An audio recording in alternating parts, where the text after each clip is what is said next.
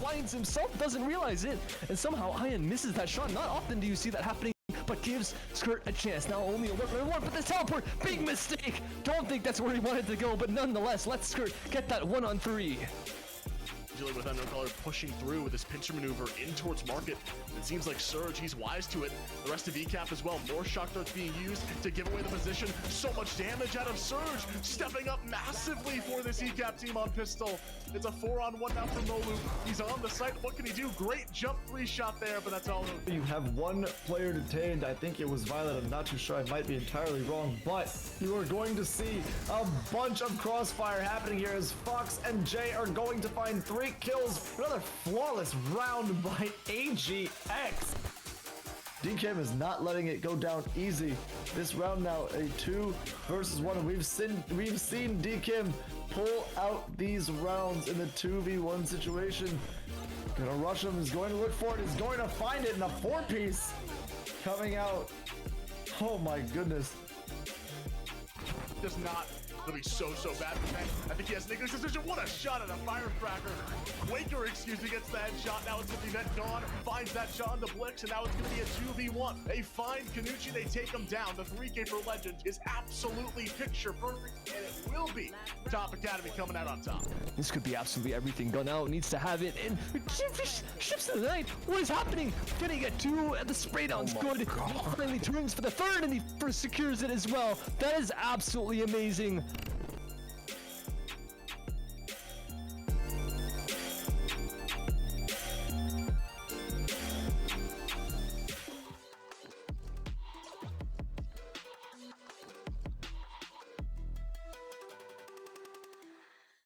The date and the title, both a palindrome as we're entering the 99th Pit of Valor, where we've got a full stack of teams waiting to battle it out for our $250 prize pool brought to you by Community Gaming, MSI, as well as Control Meal Replacements, with CG providing the entirety of our first place prize, MSI giving you guys and the players all the high quality hardware you guys possibly want. And I mean, Nick, we've reached 99 weeks of events. 99. That's over 2. That's 3 weeks over 2 years. That's ridiculous. Best of ones all along, single elim that you guys can sign up for at communitygaming.io if you guys want to know more about how to do that, or if you guys want some information, questions, news, whatever. We have a Twitter and Discord which you can access with the respective exclamans. I'm coining that term, by the way. And if you want to help us out bringing bigger and better events to you guys with bigger prize pools and everything, you can type !socks, because you know all the other orgs, they sell like caps, they sell t-shirts, jerseys, whatever. No one sells socks like us, right? We're the only org that sells socks. They keep your feet warm in the winter, and it might be a solid 91 degrees Fahrenheit outside, but the seasons creep up on us pretty fast. So get your orders in while you can. But without further ado, Mick, 99, dude, how does it feel? It feels outstanding, man. It feels great to be here, and even then, I mean, even better when we're talking about the teams that we have at least lined up here today. I mean, every single weekend, Pit of Valor, free entry, no matter what. And you already mentioned the prize was available for grabs today, but we got to talk about the first matchup here already given out to us. The likes of Hitman against Pringles can be our matchup here, and more importantly, I don't want to talk about the teams as much because, I mean, we can talk about them all day. We're going to see them going to exercise anyways. We have to see where they're going to be practicing, where they're going to be laying out their skills and really dishing out some kills. And that's going to be Breeze here for the start of the day. We never get to see this in the first couple of maps. We always see the likes of Ascent or Bind maybe, but Breeze, this is a curveball thrown at us. I'm excited to get into it, even then more so. We already have Agent Select being laid out because these teams are just as excited as we are. Yeah, for sure. They're getting right into it, and honestly, I wouldn't be surprised to see like such standard picks, right? Because it's Breeze. I think we've had a pretty solid agent lineup in terms of what's in the meta that people play on Breeze nowadays. Like some maps like Bind, like Fracture, you see some variety like in terms of duelists or whatever. But on Breeze, you're pretty much gonna get like a Viper for your smokes. You have a Chamber because Chambers is the best agent in the game right now. KO is very important. Sova for the Devil Initiator. And then you can flex onto someone else. Like some teams play a Jet, some teams play a Neon. It really depends on what your playstyle is right now. I guess with the new buffs, you might even see Phoenixes, but that's going to be quite rare. It looks like Pringle is taking some inspiration from none other than Paper X.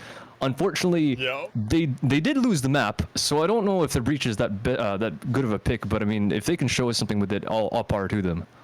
Which, I mean, that's exactly what I was going to discuss, quite honestly enough. I mean, sure, everybody's still kind of in this little hangover phase from the likes of Copenhagen. Lots of Mhm. great things that we saw. More importantly, seeing that Pepper Ricks really went the distance and they got themselves at least to the grand finals we expected. But I mean, seeing these compositions, and a lot of teams like to copy a lot of these upper tier pro scenes, like to see what they can do, whether or not they can make these maps work with certain weird compositions, really change up the meta a little bit, and even then show that every agent can be viable in any situation. I mean, sure, there's Mhm. some that are a little bit more favorable for others, but considering over the course of the entire game, Riot does an outstanding job of balancing agents and making sure that they can still be applied or applicable to any situation. So already, I mean, what we could have talked about is no neon. That's something that's absent from the entirety of the game, but we do see that Mhm. jet coming out for both sides, which is that great little gap closer, something outstanding to see. But one thing that we didn't see was that chamber during that grand finals that you mentioned during that map 5, which will be somewhat of a standard pick from a lot of these other teams because Chamber is such a standard pick. He's such a comfort pick that honestly, a lot of teams can't really miss out on the opportunity to not have one, knowing that Authority Force will absolutely close the distance, make some easy work of some of these rounds, and really start to open things up. But speaking about opening things up, we're already in the first round. We're looking to get a little bit of a default here. We're looking to fill things out, and more importantly, see where these defenders really might keep themselves a stance, and more importantly, where the attackers are going to go for their first sight. And it's looking like it's already be curving towards A a little bit more so, but even then, I want to see what possibly this Fade can provide on this comp because she's still fairly new, and even then, just being the newest agent in the game. And more importantly, as you mentioned, what that Breeze can do here, because that's going to be an outstanding look if we can really see that look viable. Yeah. So here we go. And the thing that's most curious to me is that the fact that we've actually got 4 different initiators on the board. Like, Yeah. there's a Sova as well as a KO, which I think is a lot more standard on a Hitman. And then Pringle are bringing out the big guns, so this is going to be quite fun. But it is going to be a very strong A-site presence from the entirety of Team Pringle right now, just right into the site. Luminous is already pretty deep. There goes that Haunt, spots one, and he's not going to shoot it, but stays alive just for the time being. Surprising. A little bit of damage dealt to the Viper, but the plant's already gone down. 10 seconds in the round. Everyone's alive. Shady's in a little bit of a sticky situation here, trying to go ahead and survive a little bit long, but that's not really going to be the effort here. Instead, Defender's just absolutely mowing things over. Shady with so much health already done to himself, but it doesn't matter. A 3-kill exchange on the board for this first round. An easy little sweep there for the likes of the Hitmen, and then make sure to get themselves a very established first round with a flawless. An outstanding way to start this game, and more so, a lot of money going forward, and more importantly, a Viper's Pit already on the prowl here. Jeez, yeah, all right. Mick kicking off the 99th Pit of Valor with a flawless round for Hitmen. Pretty nice in their favor. Shady's got that triple kill with that on the Viper, no less. It's pretty amazing considering the fact that they spotted him out. I think Kalua had that nice little haunts and he got wall hacked for a slight little bit, but somehow Luminous was not able to secure that frag. So this guy stays alive and he just does all the work for his team. Now he's got an upgrade. A couple players saving up for a potential sniper rifle in the future rounds, keeping the sheriff as Chapo has his headhunter, which can be oh so deadly. These guys looking towards the other site this time. They're going to be looking into the direction of that aforementioned player. Chapo's all the way at the back here. There goes the trip, and instant headshot. What a beautiful play by this guy, and he gets right out. Plant's going to go down, but he's keeping himself alive. Yeah, that's all you're really looking for here if you're on the attacking side. Look for a little bit of plant money. That's the benefit you get of being on the stacking side, but you gotta make sure to have somewhat of an effort here. You're taking a little bit of control of the B side, but you're not really making too much out of it considering Chapo's now gotten 2 off the board. Hasn't even needed to buy a gun in this round thus far. Can make plenty of work with this headhunter still in the prowl, and there it is! A collateral for a 4K as Mercs closes this thing out. Dude, Hitman, they have absolutely given themselves a highlight reel off these first 2 rounds alone, looking outstanding. And I want to see exactly what they can do in the third, considering they already saved so much money. More importantly, from Chapo with that headhunter. But good God, second flawless. I mean, this is outstanding for a start for them. And I'm just looking to see what they can do in this third one.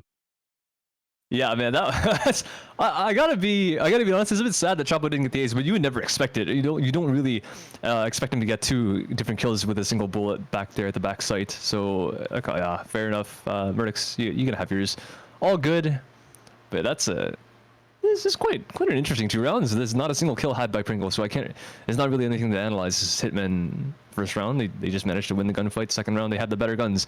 And here we go. We'll see what they can do with the rifles, because Pringle will have the upgrades this time, but they're looking into A. They've got a pick, which is a better start than they've had pretty much the entire half. So instant kill, man advantage, and Chapo also goes down. Can't TP in time. I know how that feels, buddy. I've had that happen to me the fair share over the past couple days, but it's not fast enough reactions. Pringle with a double man advantage, looking towards this B site, all 5 regrouping, and Boyder is going to go hunting, but he's going to find absolutely nothing because everyone is towards the site, and one guy up elbow is just on the lurk, and this guy might even get caught off. Obviously, Boyder trying to go for it, but I mean, there's just that elbow. There's doable for the likes of Hitman, knowing that things that they got their fair share of exchange, got Right here. the board around that we didn't really expect in the tank, that a lot of teams aren't expecting to take generally, is that third round where they don't get themselves a buy. They're doing such an outstanding big of a burden to them. Save up pro now, and the first pick.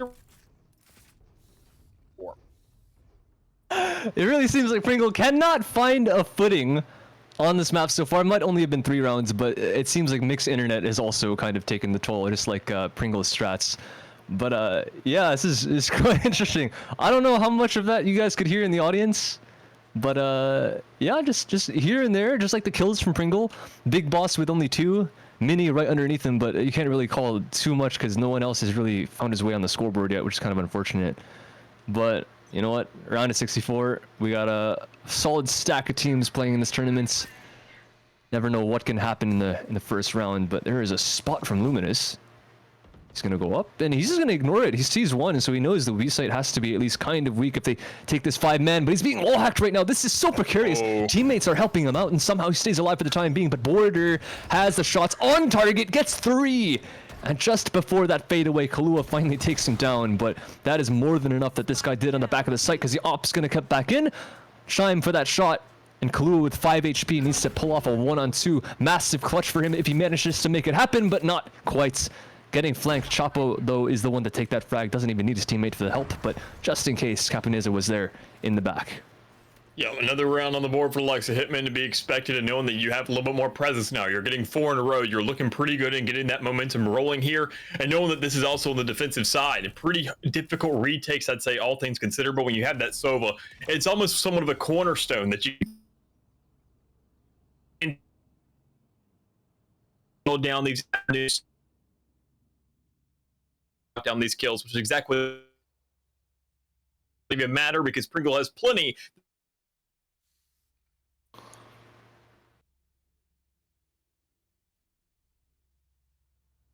You know, Mick, I get it. I understand. I don't know if it's like the climate nowadays, but the internet's been kind of spotty, both in Valor and like everything, so it's understandable. We'll see if we can get that fixed. I don't even know, man. The ISPs over here are just there's some, I can't say those words on broadcast, but you guys know what I mean. Anyways, we're gonna get back into this game. Pringle, another 5-man send. This time it's a bit more it's more unconventional. They're going through 2, but you don't really see too many teams do often. And they're gonna get spotted out because there is a trip right in front of that tube wall. Door open, Capun. I wish I pronounced that name earlier. I would like to ask him how to actually say that, but he's gonna take one out along with his teammate of Mercs. These guys stuck really heavily inside this tube right now. They can't really get out. They're getting shock darted. Boyder, can he have his gun out in time? And it looks like not quite. Kahlua does manage to get a 1. Mercs with a response onto the site. And Shady with another one. Big Boss now last alive. Is in this place the entire time, and he's gonna have a target peek into his crosshair, but he can't react in time. So Hitman with yet another round up to 4 so far. First 2 flawless, second 2 a bit more labored, but even still they keep the scoreline flawless.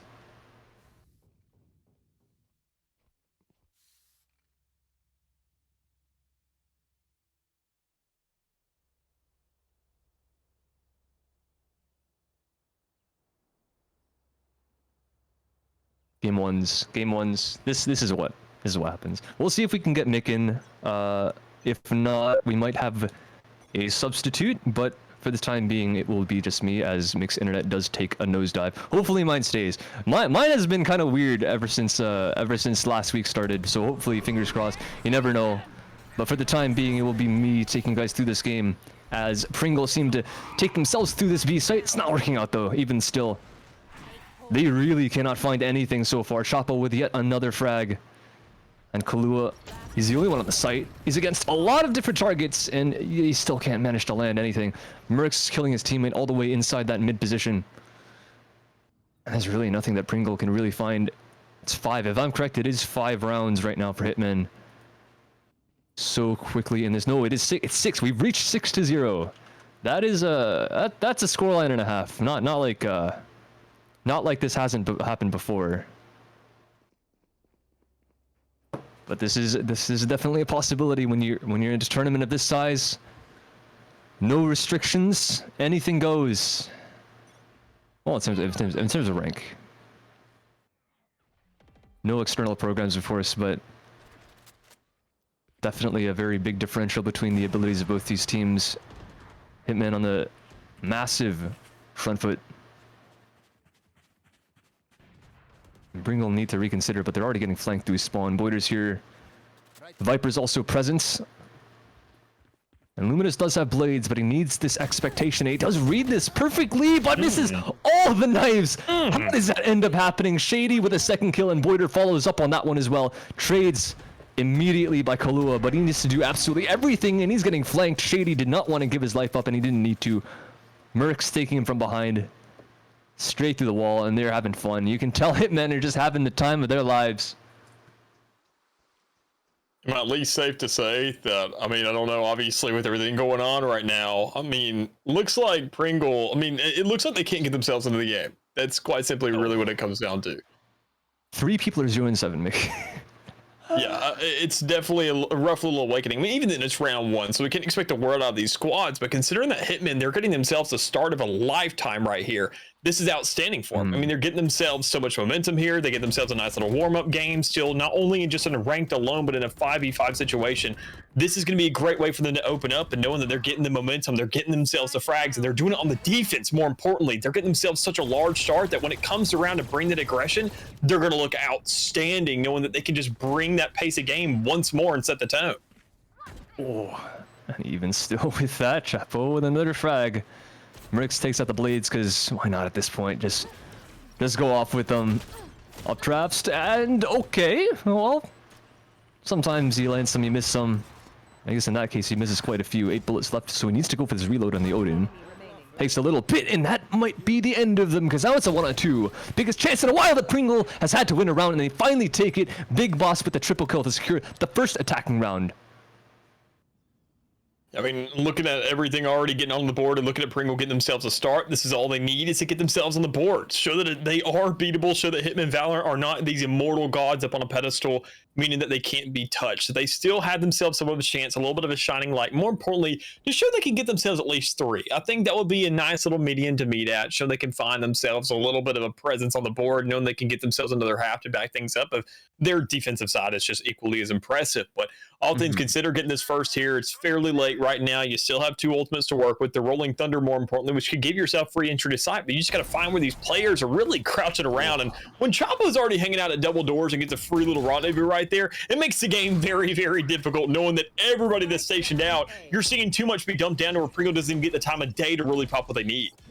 Yeah, that's rough as well, because that first kill being the Viper, these guys have to just run into A, and there's no smokes, there's no nothing. And Mercs, okay, oh, hold on a second there, buddy. What's going on? Kisaki, no, okay, well, a little bit of disrespect, but all good. It's again, it's round 1. What else are you gonna really do about it? That is first knife kill of the day. Who knows how many we're gonna have? Maybe that's the only one, but Mercs, he's just showing off at this point. Oh, yeah, Mick, I don't know. I don't know what to say. This is an interesting one, a fun one. I'll say that. Enjoyable to watch. Yeah, at least if you're a Hitman fan, I gotta say. I mean, for Pringle, though, you gotta consider that even then they talked about how not only me having internet issues right now, but apparently also that breach as well. If you could go ahead and tell by that scoreboard, a 1K ping, not exactly the most optimal thing to be working with. So that's probably why that was extremely doable and also looked extremely easy at the same time. But still, a lot of games to go. Still a 4v5 or 5v5, at least on the board right now. And Chapo with a very great start here. Looking to go ahead and carry things over with at least 2 players down. But that Viper Spin is still present. So that could be the one little ace in the hole to really get Pringle this way. But when Shady goes ahead and capitalizes on one more, it's a 1v5. And honestly, man, things are doable for a second there, but I mean, you just can't be slipping up like that. When you have the Viper Spit to play off of, you can either hang around the Grigu or you can take control around it, and Pringle just didn't find a comfy position in either. Wait, what happened there? Chapo. That's all right. Yeah, sure. Who did that? Was it when it turned? I think it was hazed on NRG. I think the 90-degree instant one tap. Yeah, sure. I mean, pick this guy up. I don't know. What org needs a player right now? I don't know. Is it the season of shuffles? We're about to get into the LCQ, so it would be the time, right? I guess. Yeah. Like, Sentinels picked up Shroud. Some team can find Chapo because this guy lands some shots. That's pretty remarkable. A couple that he had in that round to bring him to the triple kill. 9 now for Hitman. So if Pringle want to bring this back, this is the time, right? They got that one earlier. Viper's pit on that B site, so these.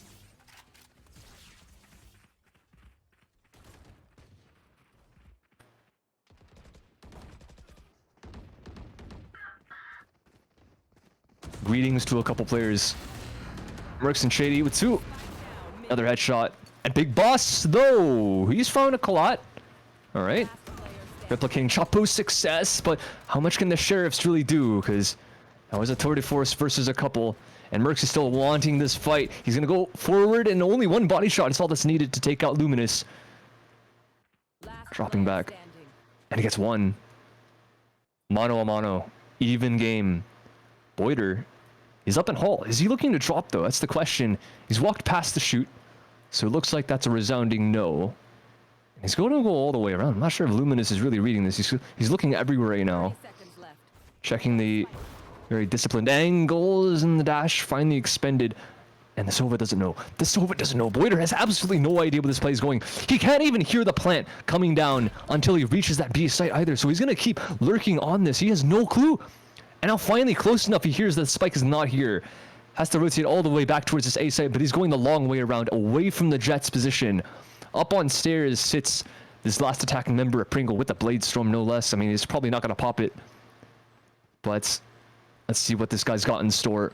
One bullet is all Boyder's going to need. He's going to walk all the way through. And he's looking around. He still doesn't have a clue. Off of stairs goes Luminous, but the peak! Oh no! Doesn't expect Boyder to be that far off the spike. And Luminous, even in that 1 versus 1, had a chance, but this is simply not going to happen today. All right. I got you. Don't worry. I Welcome, have Vincent. arrived. Welcome, Vincent! Well, that's ladies and gentlemen. I wish we had a crowd right now. We're not in Copenhagen, but we can imagine. Give this guy a round of applause. He came in the time of need. Sadly, mixed internet has literally gone down the pooper. So Feels bad for mixed internet, but hey, we got Valor. I'm excited. It's been a minute since I've done Valorant, so I'm happy to be with you, man. yeah, it's been a while since we worked together as well. I know. I'm excited for it. Well, so fill me in. I see Hitman Valorant doing some dirty deeds over here. Yeah, they're they have not had many struggles, to say the least, and that's usually what happens. Chapo gets the opening pick, and then we kind of snowball from there. So that's the story of this match. I see. Okay. Well, poor Pringle. Feels bad, man. This is some good mid control though. Big Boss trying to bring it back, doing what he can, but that's not gonna work out.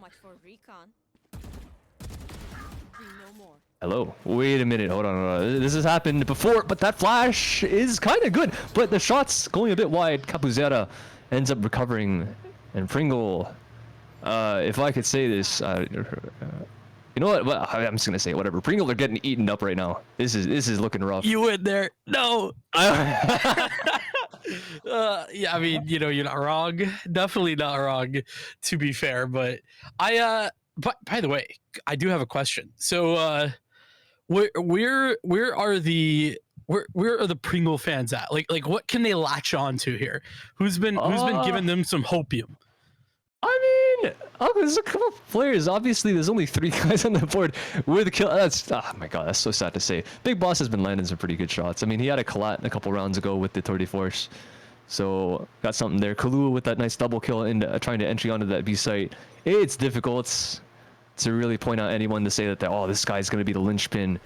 But we'll see what happens in the second half, because Kahlua, he's the one to open up last round, and he's one of the people sitting on this B site that the majority of the attack are going to run into, but maybe the lurk is going to prove fruitful before anything else even happens. And even on the attack, Chapo just entries. Somehow it always happens. There's a second kill for this guy. absolutely popping off. Oh, Big Boss bringing it back by at least one. And, well, okay.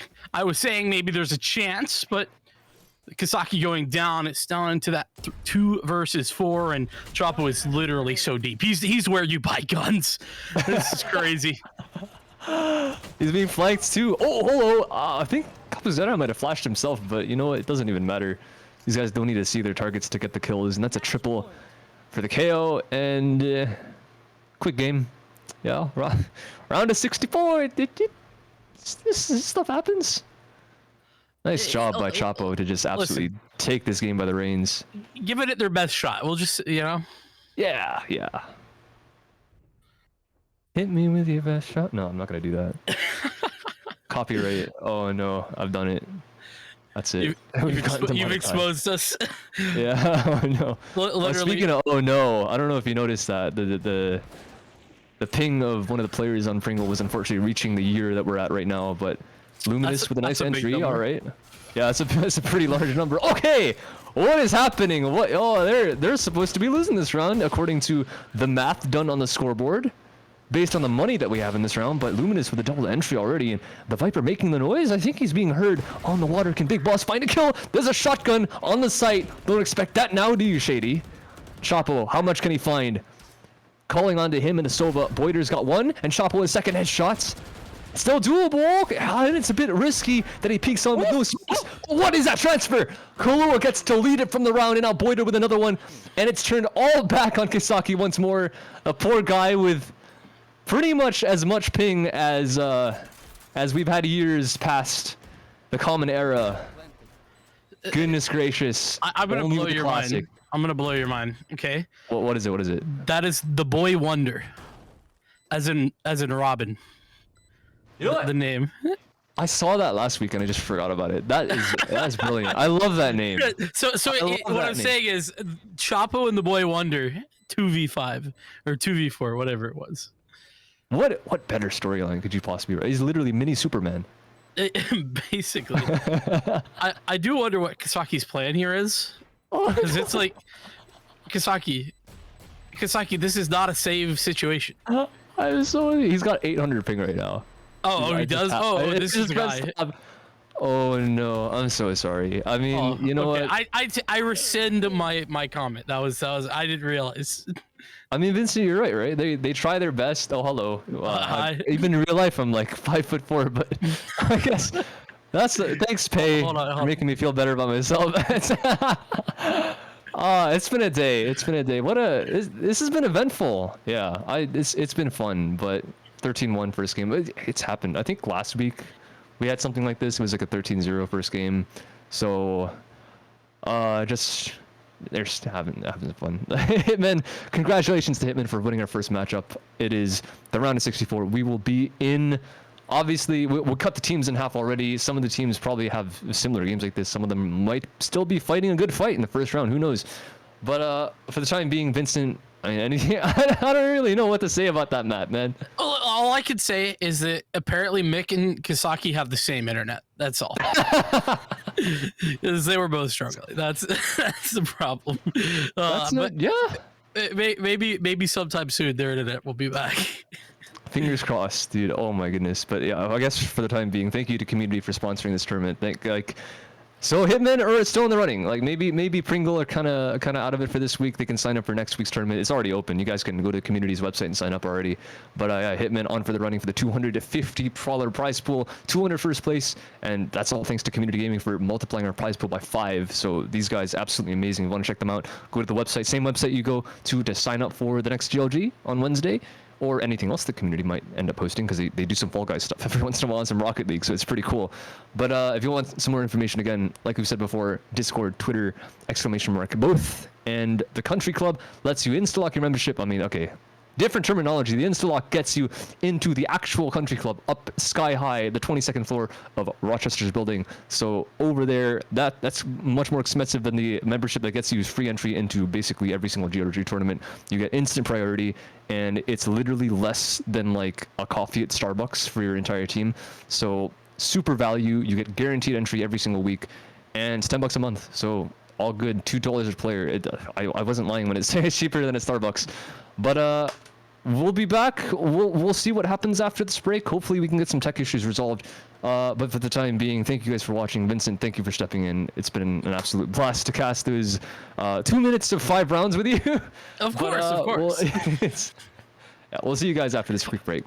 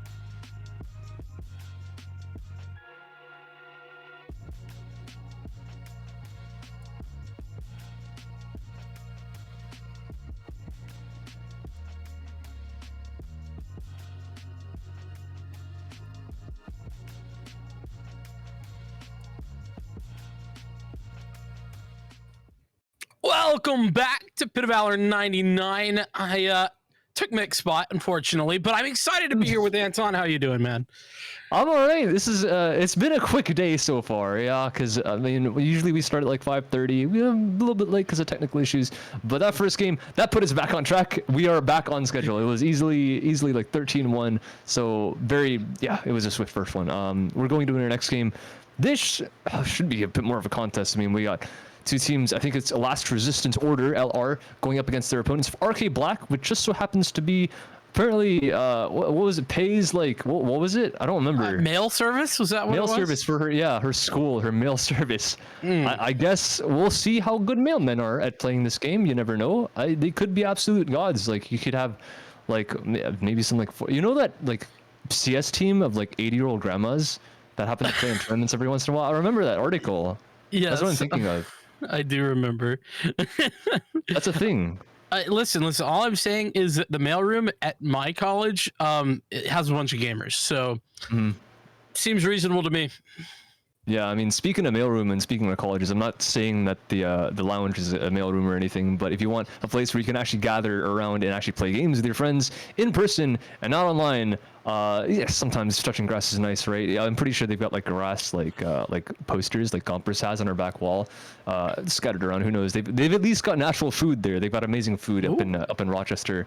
But yeah, so it's super cool. Obviously, if you get the in-slot membership, you literally just get locked in for pretty much 3 months for the price of one, which is a super good deal. So if you wanna check that out, go to our website, glgaminglounges.com. And without further ado, we are going to try to get into this game as fast as possible. Of course, we want these teams to have the chance to play for the $250 that we have at the end. MVP obviously gets an MSI mouse, so these individual players will be playing their hearts out as well. But we'll have to see. We got a lot of games incoming. First one was fast, but not all of them guaranteed to be so quick. We're going into the map of Bind for this second map of the day. I'm excited for it. I by the way, I didn't even realize that Pearl was a possibility. I forgot. I have yet to cast Pearl. I don't know if you have. I haven't cast Pearl. You know what? Yeah. I was so mad last week because I was closing, right? I was doing the last 3 games, and the second to last game was not Pearl. The last game was not Pearl. But I checked the match history of the teams that played in our grand finals, and the semifinal was Pearl. I was like, oh! Almost. You got cheated. We almost got it on broadcast. You almost So close. almost there. So close yet so far. Yeah. But we do have Bind, which is all right. You know, we'll settle. We'll settle. It'll be fine. We got Brimstone on both sides. Although we have a Viper for Crowan over on the Last Resistance Order side.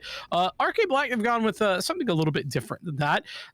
More meta-ish. Honestly, it's hard to say. But it feels like JoJo, particularly, a little bit more of a meta pick. I don't know. What are your thoughts? Yeah. You definitely see a lot of skies, a lot of brims. Viper, surprisingly less. Like, I know a lot of people in all my friends who like to play Viper, but not often do we see that. And you can see why. They just flash straight through the wall and it's completely irrelevant. Look at that. That is just destruction. Absolutely. I mean, that was actually a defensive Viper wall. Very nice set piece play there.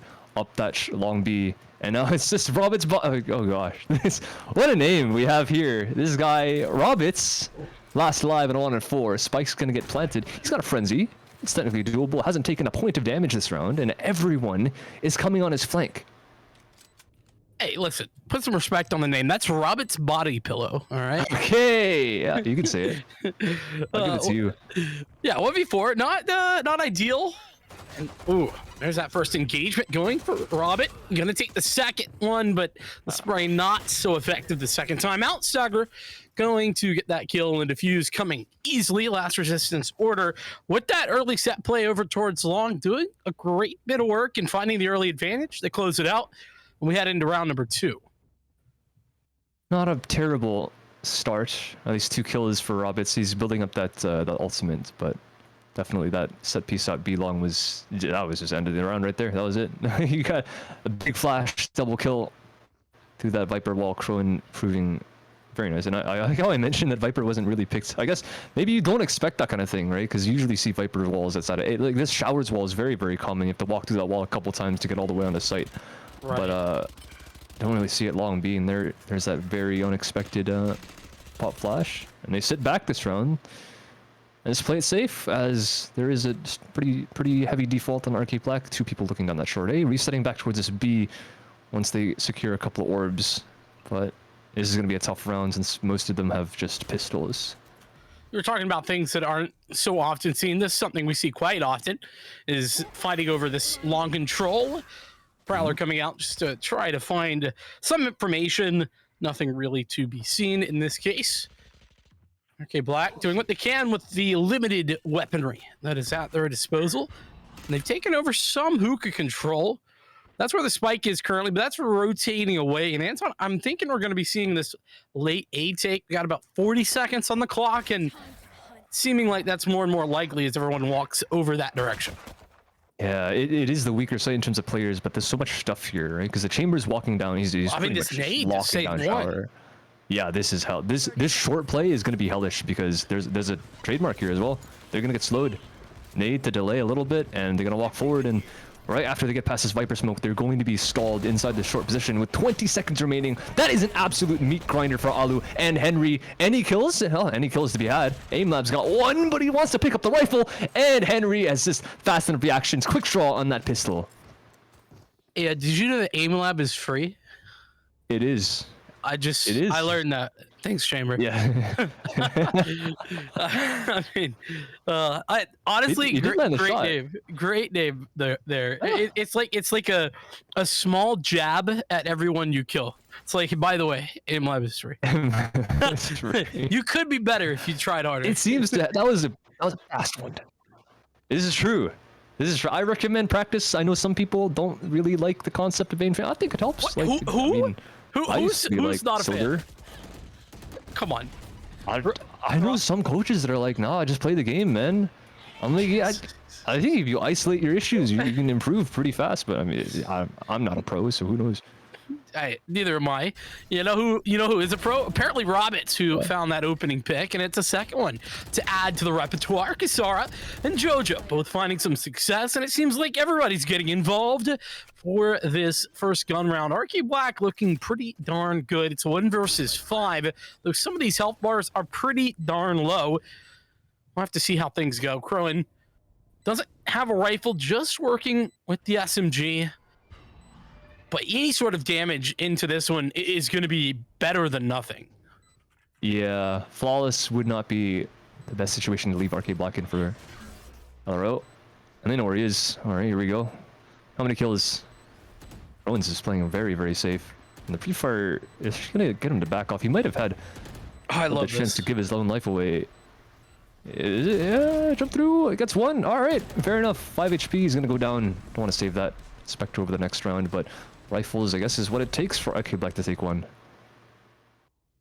You know what? I really love that Arcade Black were playing that so passively. They didn't want to give anything away. They realized that they were looking for some sort of exits. And while sure, we did see Crowan get one on the exit there, just limiting it to a single kill is pretty perfect. Arcade Black's economy going to be very good because of that, assuming they continue the winning ways. That is a big question, though, as we are coming into a full gun round. That one was the bonus for last resistance order. And it's going to be added on with the tour de force that's been pulled out already. Oh, hello. He's pushed up very far. I think that Prowler might have spotted him, but doesn't matter. He had a teammate to shoot that for him, so this guy doesn't understand that there's an op pushed up all the way down that long B. What a position by the chamber, and that shows the strength of that agent. You can be absolutely anywhere and get out without a scratch. Yeah, that rendezvous is absolutely brutal to work against, especially if you have a teammate like Nunu, who is basically doing the heavy lifting there, getting rid of that Prowler. Secondary frag there from the Tour de Force is going to allow for Arcade Black to go down by 2, and this is not a good look. Now, 3 of the last players, Arcade Black, look to be headed towards A, where there is only 2 players remaining on the site. Difficulty, of course. How do they make this entry through the toxic orb? Lots of utility working against them in this position. Whoa, even more delay as well. There is one more snake bite in the Viper's back pocket, but they're actually going to jump past it. Oh, showstopper. Quick little shot, though. That is a rocket launcher and a shot to end that round. Crowan had one beforehand. There was only one trade in the middle of those 3 kills. But LRO, I mean, right back in favor of them. They pick up the rifles, and Arcade Black can't compete. Yeah, and I said, losing out only on 1 player in that bonus round win for Arcade Black was going to be good for their economy, but there was a big if tacked on to the end of that statement, Anton. It was if they continue winning. They don't, and now you can see the problems, right? We have a hero rifle Robert just pulling out the Phantom, but thankfully electing to go back to just the save. We do have a plethora of sheriffs on display, but this Prowler, as per usual, really not finding a lot of information for Jojo. And that does sort of beg the question, why continue putting that exact same bit of utility out there, other than to confirm that, okay, yeah, there is the person, at least one individual that we've been expecting. Yeah, I'd really like them to either peek with it or maybe send a flash through or something like that, but this is just so darn difficult. Nunu, oh, it's a bit labored, and he doesn't actually get a single frag. It's Stagger to secure both those kills. And the thing is, there's a guy under him. I don't think he realizes It is very, very awkward. They try and funnel through, but it looks like the undercover cops inside the mail room don't find anything happening on this B site. There's lots of mail going on. You know what I'm saying? Yeah. But yeah, not the biggest of fans of coming through that smoke. The only reason I say that is I get the idea, but it felt like the timing just wasn't there. There wasn't, a flash drive coming through from Tabernakis, or it didn't feel like we had, maybe the haunt coming in from JoJo. Nothing really added to assists at getting through that bit of utility. And I'm not sure Henry doesn't get to there. Seemed like a gimme when it comes to that, but at least one kill. That's the opening pick. Yeah, I thought that would have been 3, honestly. I saw all 3 of them lined up and looked up. That's the round. Yeah, GG. We go next. See y'all later. One. Sorry. It's just chamber things. Every single time. It's a pick and gone. 4-1 right now. Last resistance order looking very good. The only round they lost is that bonus round. And it's a great setup over here towards Showers, and Henry is locking down the other parts of A there. The short area, not an option. Fortunately, AimLab is free, is going to be able to trade, but 2 for the price of 1. Those numbers don't add up, Anton. No, I mean, it is technically the sniper down, but no one's watching. Shower! How does Robert get off in time? That is such fast from this guy. Nice reactions, but they're getting flanked though. Big pinch coming in from both spawn and their short position, and he can't react to the second one. Alu with a second kill of his own. He follows up on it as well. What a play from this guy down short A. Well, and Alu was a big heavy hitter when it came to holding off that A short push just a couple of rounds ago. Now has adjusted over towards B, comes in for the flank, and mops up the entirety of RK Black in the clutch. 5-1. Last resistance order, not looking to show any signs of stopping.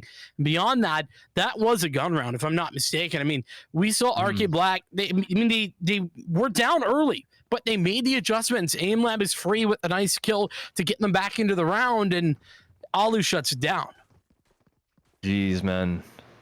It's, I don't want to say deja vu already. Yeah, Arcade like to get a bonus. It was better than Pringle got in the previous matchup. They took quite a long while before they got their first round. So technically a better look, but yet again, every single time Henry just does it. What a rendezvous play coming in through the teleporter. And that was a quick scope if I've ever seen one. Stagger, he doesn't have any reason to be stopping, coming through the smoke and at least taking away one. The flash and nade gonna allow Nunu the information that they're playing close by, but Tabernakis and Kisara have done some good work in order to stop that push in its tracks. It's a 3v3 and the rotation for RK Black is coming in. Let's slow up this short. Trademark instantly shot out, but they should be aware that there's at least someone here. Surely this race has been oh so deadly every single time, and it's another Showers play, but Alu doesn't push through early. Waits for the team. Very, very wise. And they're just going to go through U-Haul, going to spot nothing, and they want to take this. A lot of space being gained, and it's another flank. Alu doesn't want to come from Showers. They seem to be aware of their opponent's awareness. So he's going to go all the way around again, but can he get the flank? There is a chamber in that position, but they don't expect it. Not again. Alu, he's got the trigger discipline, finds one. Henry's got another, and now they know this last guy is stuck inside this U-Haul position. 8 HP, picks up the gun, but the auto swap is his demise. Henry with his third opens it and closes round number 7. Love the patience from Alu there as well. Doesn't commit to the fight over in Showers, though that would have been a defensible decision in my opinion. Doesn't commit to it, realizes, okay, I've played this before, we've done this dance, and instead goes for the quick rotation, the quick flank, and gets another confirmed kill for free. Henry, meanwhile, continuing to do what he does best, and that's opening frags. Curious to see how that's going to continue to go. The other thing to note about Henry and those opening frags, Anton, is I love how Last Resistance Order are moving him around like a pawn on a chessboard. It's fantastic because it's just everywhere that you're not expecting him to be, he's suddenly there. Yeah, I mean, you call him a pawn, I call him a knight, or he's maybe gone all the way to back rank and promoted, because this guy... Queen status? He can literally be on one side of the board all the way to the other in like half a second. It's ridiculous. And he does it. Like, I'm surprised he's already not gotten entry. It's been 15 seconds. We're past the quota. I know. Kill. I don't understand what's happened here. We do have the Nightfall available. It looks like that's going to go out, but is that going to catch Stagger up here? Oh no. Big play. Oh, he does shoot. And he actually fired clear, and that's insane. That's brilliant work from JoJo. Does get a little over aggressive there, trying to fight that. And Nuno with a good kill there. Kisara falling down, and that's going to give the advantage back, or at least equalize things, but only for a moment. Tabernakis is making the moves. AimLab is free, working around the smoke, and Crowan falls. It's a 1-on-3. Man, what perfect crosshair placement. Can Henry have just as well? No, not quite. And he's actually backing off. It's a death sentence to walk through that smoke. He knows it. Robert on the other side. Oh, they're watching, and he just wants to save this operator. They know where he is as well. He's suppressed again. He has so much money. I guess he's gonna go for this. He's gonna go for something. Maybe a kill? Oh no, not gonna happen. He was quick, but not fast enough. And Arcade Black, they come out with their second round. You know, if you didn't have the operator there, I could like understand the argument for going for a couple of exits, just because you realize that, you know, that could lower the economy. You can see the individuals who died here, Kisara and JoJo, they're both at 300 and 250 respectfully. So it's not great. But considering you had the operator, would have probably preferred Last Resistance Order going for the save. But hey, 6-2, I guess, you know, when I'm up 6-2, I'm feeling it too. Yeah, he's feeling it. Not only can he rebot, he just rebot, but even if he dies now, he's got another one in his back pocket. He's going for a chamber. Yeah, he's so confident. I mean, he's got the right to be. They're tripling their opponent's scoreline. He is by far, in a way, the best fragger on the server so far in terms of the numbers he's putting up. Looking at the wrong site, unfortunately, but the spike is actually relocating. Well, you say the wrong site, but look at how far pushed up he is. Henry has so much information. Any push into hookah even will give him this information. Okay, there's somebody coming around towards B, and I'm a little bit surprised that they haven't actually put an additional player over towards the A side, considering the breadth of information that Henry is gathering right now. But nonetheless, 3 players still alive and kicking at A for Last Resistance Order, and it looks like RK Black are going to walk right into the hands of this stack. Oh no, there's so much delay as well. You can see their plan. It's a really big A-B or A-side split, but oh, they find one. All right, not terrible, I guess. And the suck to pull one back into the smoke as well, but Nuno steps out of that in time to get 2. And they traded right back after that, so it's still a 3-on-3, but Stagger with that ultimate is going to delay even more. 20 seconds remaining for them to actually go over the rotate. They're going to run all the way back to B, but Henry's going to catch them. He's already here, but he misses a shot. Not often do you see that happen, and a 2-on-3 commences. Can the spike actually go down? Not quite. Alu with a nade, and that round might just be over. It is. They've lost. No way! A turn of events in crazy fashion. Alu gonna clean it up for 2 more for 3K on the round. And Stagger playing passive, just making sure that there was no chance to lose that out. But the small mistake Last Resistance Order made, and Henry missing a shot doesn't matter because of the denial of the plant with the paint shells. Yeah, whoa, what a hero. Although, I mean, give him a medal or something, that was a heck of a round to take. And that might have been the start of Arcade's Black comeback. They could, hypothetically, they could have guaranteed a tied half, but now it's just impossible. What a round. He's back at it again. Anton, someone stop this man! This time, so he's nearer the enemy team this time. There's actually one guy. Oh, the timing, and he misses. Again, oh wow. All right, maybe a bit of pressure on his shoulders. RK Black, they're playing. Okay, well, they're playing a little bit more spread in this round. It's not working, in fairness, because both Stagger, Crowan, both taking a couple of players out, and RK Black is lurking out towards the A side. Unfortunately, it's not going to be enough. Maybe so. Maybe a little too soon as Kisara connects on 2. It's going to mean that this is a winnable situation, 2-on-3. And he had some very fortunate timing there to get those 2 kills as well. The first one, it's the fair 50-50, but the second guy caught with his snake bite out. So now it's very, very doable. And there's a Orbital strike on that brim as well. This guy needs to stay alive. Kisara is going to be the one pushed up very, very far. Robert is extremely safe, pretty much in... He's tucked into that little cubby position down that short A. But Kisara, he can't. He needed to get at least one there. Now, this is going to be nigh impossible. This might delay a little bit, but they should find him. Ooh, as a molly. This might do it, though. This might be absolutely the round. He could have just done it right there. Got half already. The long bounce is not going to be enough. Oh, man. Dang, he tried his best. Needed to toss it up a little earlier, I guess. Just did not get there at the end. A good idea for Rob. It's a body pillow, but unfortunately, no one's going to be sleeping soundly. Yeah, geez. I think, honestly, this scoreline might prove otherwise, but RK Black, I don't think they're a bad team or anything. I think they've got good ideas. Like, I mean, you can even see that round was a very, very nice in concept, at least the post plant.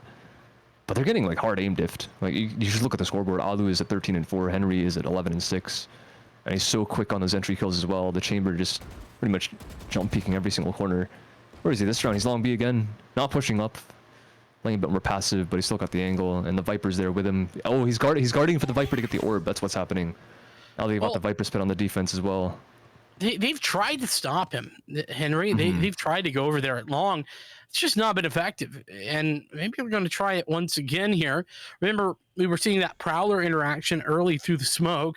That got figured out, and then we changed things up. Aim Lab is free. Trying to go for just a classic duel, and unfortunately, meeting on the field of battle was not the right decision. RK Black going to fall by one. Suppression in towards Crowan. And Nunu is a little bit crazy with the jumping over there on the flank. Ooh, Alu's going to bring it back. Oh my god, he's throwing everything. He's throwing everything. They can't even push him. They want to, but they have no option. This is not permitted, and they finally do take him out after everything in Alu's kit gets expended, but the man advantage still in last resistance's favor. Plant will get confirmed, and Jojo watching. No threats from the site itself for the time being, but Stagger, as soon as he peeks, that little jiggle is good enough to get that instant headshot, and he even follows up on the second as well. Roberts, good attempts, just like the last round, but this time even the shot's not going to be enough. And it seems like we're continuing to find this domination from last resistance order. 9-2. The potential for double digits in the first half is something that we don't see all that often, and for good reason. Alu, Henry continuing their domination. It's just been, and sort of back to the point you were making earlier, Anton. I just want to go back to it. You know, I don't necessarily think that RK Black are getting like outbrained here. It's that they aren't able to deal with the aggression that last resistance order is putting on, and there's a portion of that that certainly comes with aim being a little bit better on LRO, but there's another portion of that is just not knowing what the answers are. Like they just don't have any answers, and they've tried a bunch of different things.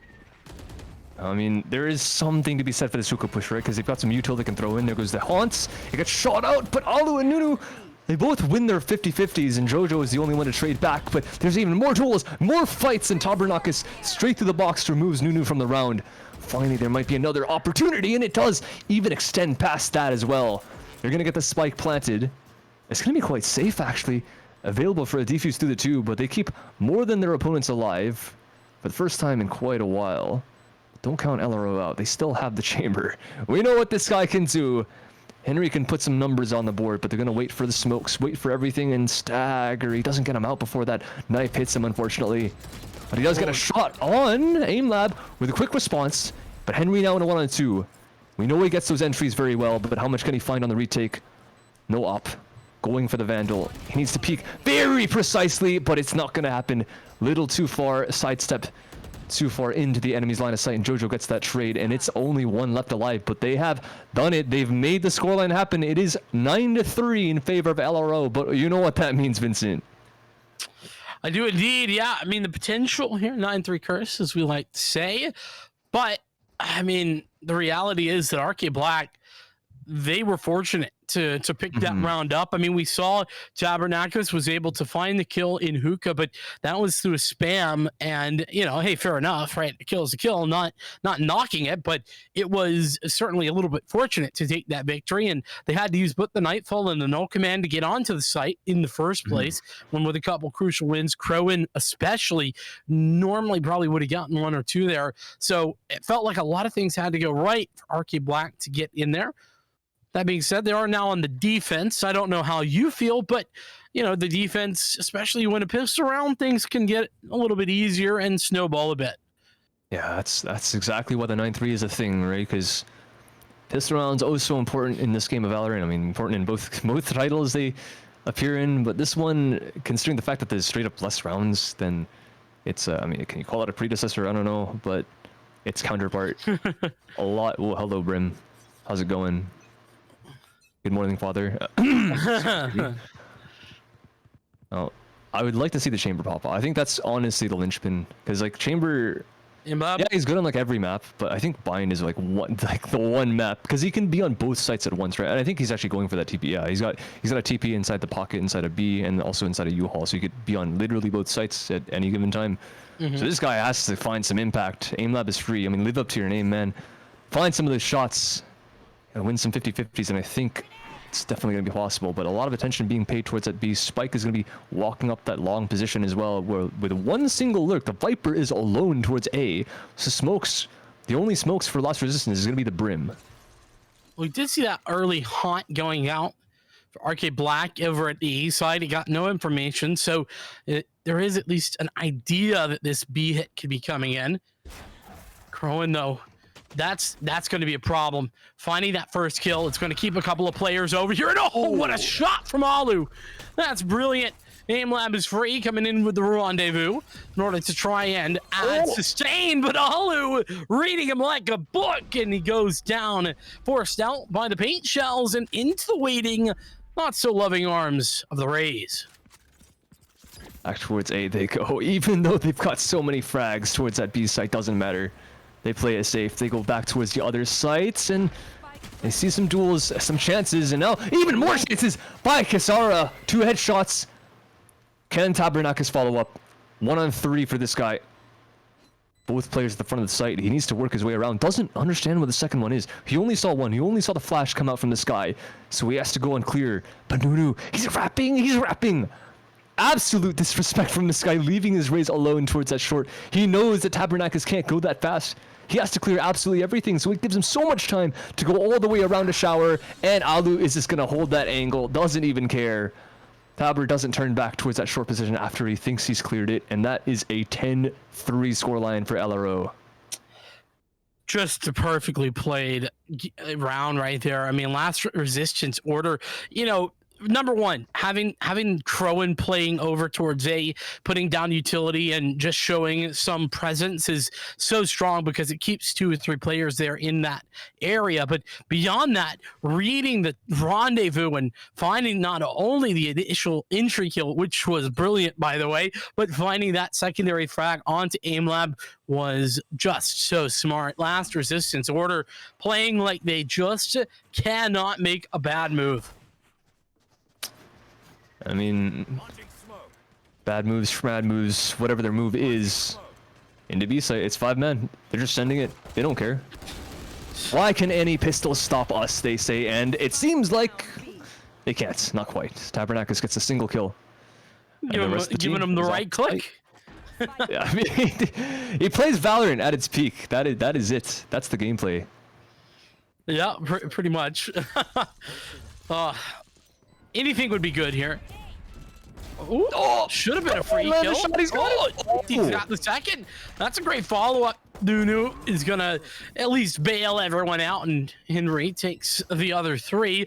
But for what was reasonably just a couple of pistols, I mean, that was 4 classics and just the one upgrade in the purchase of the bullets there for the Headhunter. So quite good money, or quite good value for money, if you ask me. Arcade Black doing all right, but now it's sort of that win or go home, right? I mean, it's 11-3. I mean, this round, if all goes right, this round, it should definitely go to them. Their money's a bit weak, but they have to keep as many alive as possible. Probably difficult against this type of team like Last Resistance, but they've only got a couple players with Sheriffs. They're like hard bonusing this. And it's not even a tour de force up, so if they can kill the chamber, maybe to prevent an orb pickup, then everything should be good. I say should. Emphasis on the potential of... That's a big old should right there. Fat should with a PH. Thick should. THICC. PH. AT. Spelling with Vincent Sir. and Anton. You won't be winning any spelling bees, but you have all the meme words at your disposal in your repertoire. We'll see if Last Resistance Order has a bit of a bonus win in their repertoire. They did lose out on the bonus last time out, and JoJo with the Odin. Gonna go 1 for 1. That's not a great trade with the Odin. That bullet hose, you want to keep it in your hands, but Elam is free has made a statement. No more Odin to be worked with here for LRO as they are forced back over towards B. Nades in, though, will allow them to get onto the sites. And Alus is hard clearing everything all the way to the back. They've only got pistols even still. Bigger guns, they were lost on that A site. And they're going to go for English. I love this. I think this is exactly what they need. But this knife, I think it's going to be soon enough, but it doesn't matter because English got the shot. New with another. This is now dangerous. Gun to be recovered. And all 3 of them are in this elbow position. And Kisara, all the pressure on him now. Sure, this round might not mark the map win for Last Resistance, but it's all but that. Up 12 they would go, and they have this orbital strike. It's going to get shut down, but there's a second player elbow. He's got it as well. 1-on-1 now. 1 HP left for Nunu, and the nade's going to go through. That could be everything. And now the stick. He's won the round. That is it. Kisara's got it. 1v3. What a play. Kisara making the moves, and Nunu falls as well. Beautiful work to keep RK Black alive in the critical round. Last Resistance Order. They had it all in their hands, and they fumble it at the last moment. The swing individual duels, not the move. RK Black making their statement and their stand. But they have a long, long time to keep standing. So it is still 11-4, and there's a long way back up here. 7 rounds to tie the score. Yeah, oh, listen, Vincent, you said they made their stand. I feel like they made like a 30-minute wall sit right there. This is going to be tough for them if they want to have the endurance to last the rest of this half. Fair. Because, I mean, we mentioned earlier that they cannot lose members, and they lost everyone. They have no money. That's a massive buy for LRO right now, and it looks like the Op's going to get an entry. It's so close. And again, not often does this guy miss, but you got to really take that into stride. And LR already very, very deep in this A site. Very good nade. Crowin is at very, very low HP, but still keeping himself alive. But Kisara, making himself known, was the one to clutch out last round, continuing the streak. 5 now. He might as well have aced, and he's going for the 6th in a row. And AimLab even chiming in. Everyone on RK is all of a sudden getting their frags. RK Black looking to make their statement, but Alu still standing tall, but only for a moment.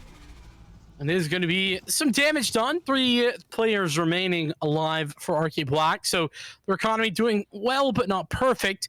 And Last Resistance Order, they invested last round. So it's time for them to get the save on. They need to learn some fiscal responsibility. Make sure that they can get a purchase into the next round. That's what they're doing. Don't worry. Listen, they're smart individuals. They got it. Mm-hmm. They've even got a turret force. I'd be surprised if Henry doesn't pop it. I think he's got the aim, and he's probably got the confidence as well. I'm waiting for the voice line. There we go. Goes. Oh, what is he gonna be? He's gonna be Showers. So repeat offense. He was opping there last round with the actual gun rather with than the missed shot though. Got to keep that in mind. This is true, but he's got one in front of him. And he's gonna be watching for Alu. He's watching another one, but you know what? The op is a lot faster. The turret force is a lot faster. Stagger just confirmed a kill. That's an upgrade, a weapon in his hand. And now the Seeker is going to give away the further position. Robit ends up pushing out the Molly, but he's found his way forward. Alu Playing close by, has the showstopper, but is not quite quick enough, does do the damage, and Kisara is so very low, has to run away. Free sight at B as the plant goes down 5-on-2. This might be 12, and Crowan with the first nail in the coffin. There's just AimLab left alive. I think he's going to save. He has to. He can't die. He cannot lose his gun. There's no money. And if you look at the logistics of this round as well, that was... I don't even know what RK Black could have done. The last couple seconds... Hit the shot, that's There was all. literally... Yeah, dude, that's... Oh, he's gonna die. There's no way. He's getting hunted double from spawn, and Stagger's got that third one as well. One of the guys to open up on that B site, and he closes it all the way on the other end of the map. And a thrifty way to put themselves at match point for last round resistance order. Excuse me. I don't know why, but every time I see that name, it's like last round save comes back to my brain. I thought that too. I'm sorry, last resistance order. It's not you, it's me. I mean, they did save last round. Yeah. True. And they won. That's a very fair point. Maybe Here we it's go time for a again. rebrand. HimLab is free. If I'm not mistaken, that's a free agent brand. If I'm thinking correctly. Probably actually. That's true. So- you can just be Just like, hey, ask, you wanna probably. switch names? Yeah. Ooh. Asking questions. Jojo getting a bit too over aggressive. That short gets taken down to the opposing Viper's pit as well. That is not looking too good. Let's be real right now. There's a KO ultimate and a lot of weaker guns on the side of RK Black. Best thing they've got is Kisara with that Vandal. They have a Vandal as well on the KO. And the Tour de Force on AimLab is free, but dude, this has been the struggle bus for them this entire time.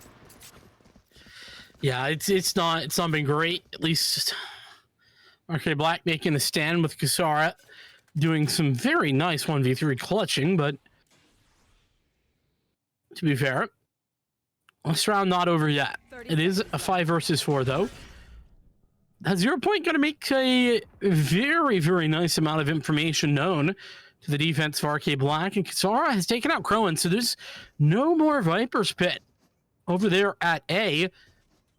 But that is going to actually call a full rotation. Interesting decision, and especially with the time left, you got to wonder what the thought process is, but they have made the right read. There's only Kisara. They have no time. No, they lost. There's no time. What? No, spike down. He started planning 3. What?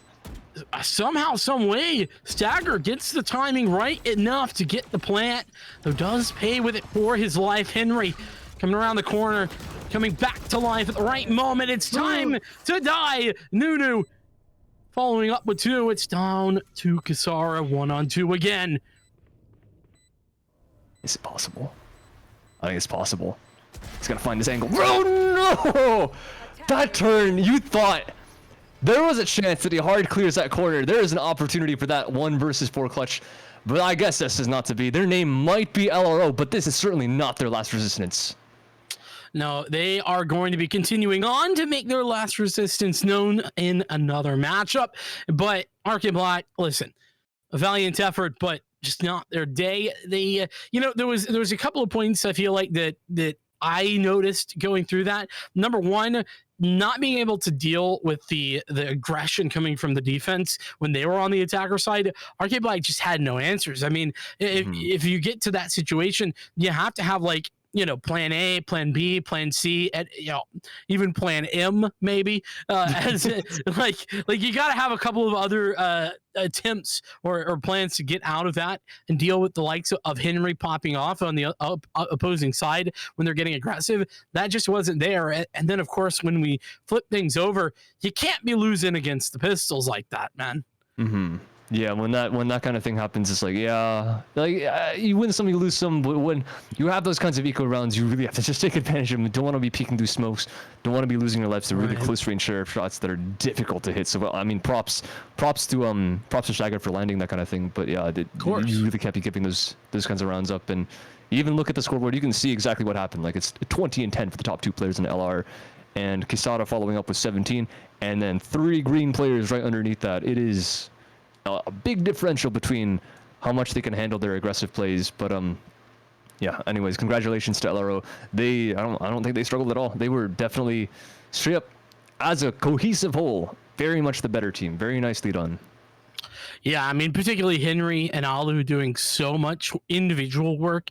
Alu having some fantastic timings with the rifle, with that Vandal especially, and then obviously Henry, the opening picks. I don't know how many he had, but they were quite a number. Yeah, definitely. I think the lesson we all have to learn here is that maybe you should stick to sorting mail. Sorry, but I think the lesson to truly learn. No. Well, hold on a second. Thank you to our sponsors, Community Gaming and MSI. These are absolutely lovely people, and they're providing not only the prize pool that we have today, but also, I mean, of course, the players as well as the audience both get amazing MSI gear because these guys are absolutely amazing. And next week, remember, we actually do not have Pit of Valor number 100. We're at 99.1. So it might, I don't know how long it's going to take, but we'll be there for a little bit for the time being. So get ready for 99 point first. I don't know how you say that. How do you say a decimal? Is that 99 once? Hey, Actually, listen, you keep digging that hole. I'm not bailing you out. I got given. I'm just saying we have a script. I got given that. Blame Ben. Sorry, but yeah, next week will be the 99. I can't even say it, dude. 99.1 Pit of Valor, 100 coming soon. TM. Stay tuned for more news on that. And speaking of news, if you want news on that and you want updates on what's going to happen with that 100th deal, go to our Discord. We have literally support chats if you have some trouble with your tournament playing and whatever. If you have like lobby issues, we've got people sitting in voice chats ready to help you out. If you want, speaking of news, for Twitter, !Twitter and !Discord for both of those respectively. But for the time being, quick 2 maps so far, 13-1, 13-5. So decent stuff. So I guess we should be getting your next game as soon as we possibly can. I wouldn't be surprised if we do have a match ready, but we'll be getting that behind the scenes. For the time being, Vincent, anything else to say? No, stay tuned. We'll be back in a few.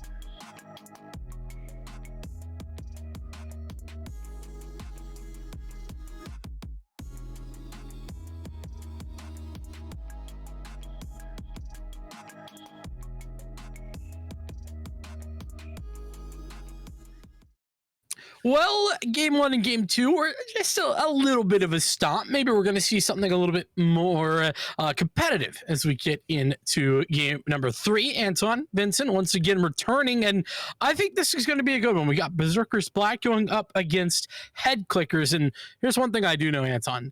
Head clicking is good. You want to do that in the game of Valorant.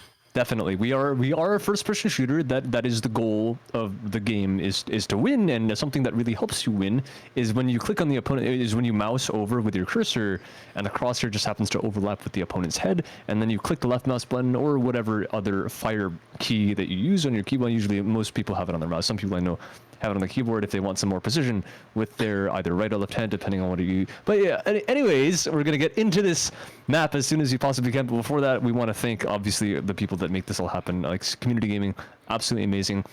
These guys obviously fighting for the prize pool. We've cut our teams in 4 over the course of 2 games, so quickly getting down to that very low number of pretty much 2 that are in the money. So $200 to first place, $50, which was our former first place prize, to second. So very nice stuff. Thank you to community for that one, and MSI for giving not only our players, well, or speaking of players, 1 player every single week, an MVP for a mouse. And for you guys, type !giveaway, because I haven't gotten information on the giveaway winner yet. So technically, there is still time to enter this week's giveaway. So !giveaway, and you can have a chance to win an MSI headset. And if you don't, you can literally just sign up for the next one like 5 seconds after the previous one ends. So it's amazing. So just thank you to MSI for providing that stuff to us. It's absolutely great. And without further ado, we should be having another new map, if I'm correct. I think we're going to Haven this one. So we have 3 fresh maps, Vincent, that we're going to today. Yeah, listen, I appreciate that we're keeping it fresh, keeping it real. Yeah. So it's a lot of fun, and yeah, this should be a good time. Head Clickers, as I mentioned before, and Berserkers Black. I'm seeing Neon here, double Neon coming out. We do have a little bit of differentiation though in the double Initiator. We got the KO along the sky here for Berserkers. And it is just going to be that sky, but alongside of the breach. So which will be better? I don't know, but we'll have to see. Yeah, it is. I mean, yes, Sky, Breach, both pretty popular. Breach more so. So this is definitely quite curious. I don't know. I think the KO is pretty valuable as well. So this is gonna be curious. I think the Sky may be a bit less common, but you never know. Like we see some pretty ridiculous picks that can have some pretty good impact if you know how to play with it. Like speaking, I mentioned it earlier in the broadcast, like Paper X brings some pretty ridiculous stuff out on Breeze, and it almost worked, like literally almost. It was so darn close. But if Head Clickers can do something with this, I mean, it really helps to have your opponents not be able to see when you're clicking on their heads. So maybe that's akin to their loadout. So quick flash, it's going to be the defense that takes the first blind, but it's a lot of people already running up this long C, excuse me. One of those sites, we'll figure it out. Oh, nice swing there by Aiken. Staff had a good lineup, but it was denied, and Aiken's actually got a 3rd frag. They're doing great at the moment. Berserkers Black dominating here in the pistol round with just 2 left alive. It's Hunter going to do some hunting, though the only hunting being done is the head by Giraffe. And Hunter now left alone, trying to utilize the speed with which this Neon can move to gain some advantage. There's the first. It seems a little questionable, Juice. Not sure that I'm on board. A great read and near pre-fire, but Light's a little bit too close for comfort. Going to take the final frag. Berserkers Black making a statement here in round number 1. Yeah, I might have had to go through all 3 sites to get to the right one, but these guys, they were not hesitant at all. Berserkers, they just sent it through C. They're like, all right, flip a coin, flip a 3-sided coin, and we'll pick one, and we'll go to it. And they picked C, and they just went. Time out. I just realized this guy's name is Giraffe Climber. Yes, sir. What? Is there anything wrong with that? I feel like that should be illegal or something. Yeah, would it be? I mean, you I can have ride horses. no idea, but I'm just saying, like, questionable. Yeah, maybe. Oh, hello. Speaking of questionable, I mean, okay, Hyper. Yeah, chill out there, buddy. I'll lower the temperature of this man because he's heating up. 1 HP left, but It is a 2 versus 1. Okay, Roman. never mind. Make that a 1v4. What has happened? What has just unfolded in this round? The spray is not going to connect from Papa Fish. He is made to cool down. The water has been extinguished. That doesn't make any sense. But that round didn't make any sense either. I mean, it made sense to me, Anton. Head clickers clicked heads, dude. It's clear. The plan was simple. Click the heads, and we went. Yes. That was you know what? that was my Ludwig impression. Thank you. That makes sense. That was good. Boys. No, I don't even know what you could. Oh, look at. I mean, the scoreboards are actually even right now. It's funny. 3, 2, 1, 1, 0. Apart from that, I don't know why I didn't expect that, considering that's what their name is. Maybe that's what we're gonna see every single round. Doesn't matter what guns they have. Now they have the massive upgrades with 4 rifles and well, technically 5. You can call for maybe a lesser one. But straight into garage. Fast again from Berserkers. They're not even scared. It doesn't matter that they have no weapons. It doesn't matter that they were on the back foot. They will peek. They will challenge and flash through. It's not gonna land. Snap is gonna not only get one, but also keep himself alive as Ronin follows up. Round 5. I gotta make a correction. That's not Snaff. Is it not? Oh, fans.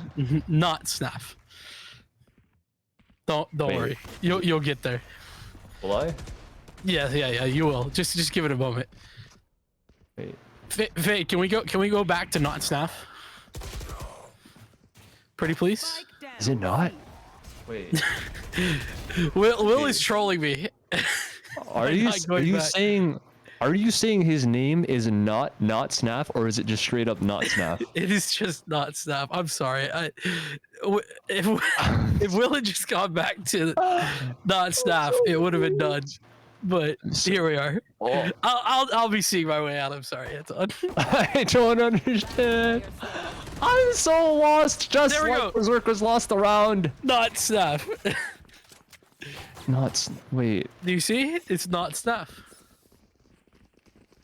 I need help, chat. I don't understand. Oh! I don't get it. His name is not Snaff. But it is, quote, not Snap, end quote. Yes. Now you're with me. You're with me now. Okay, I don't, whatever.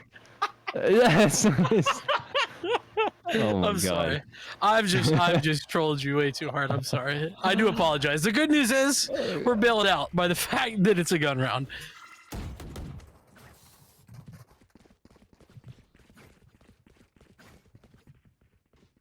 We gotta have some fun here. Actually, this is the name of the game, especially the first 3 rounds, right? It's gonna be pretty dusty.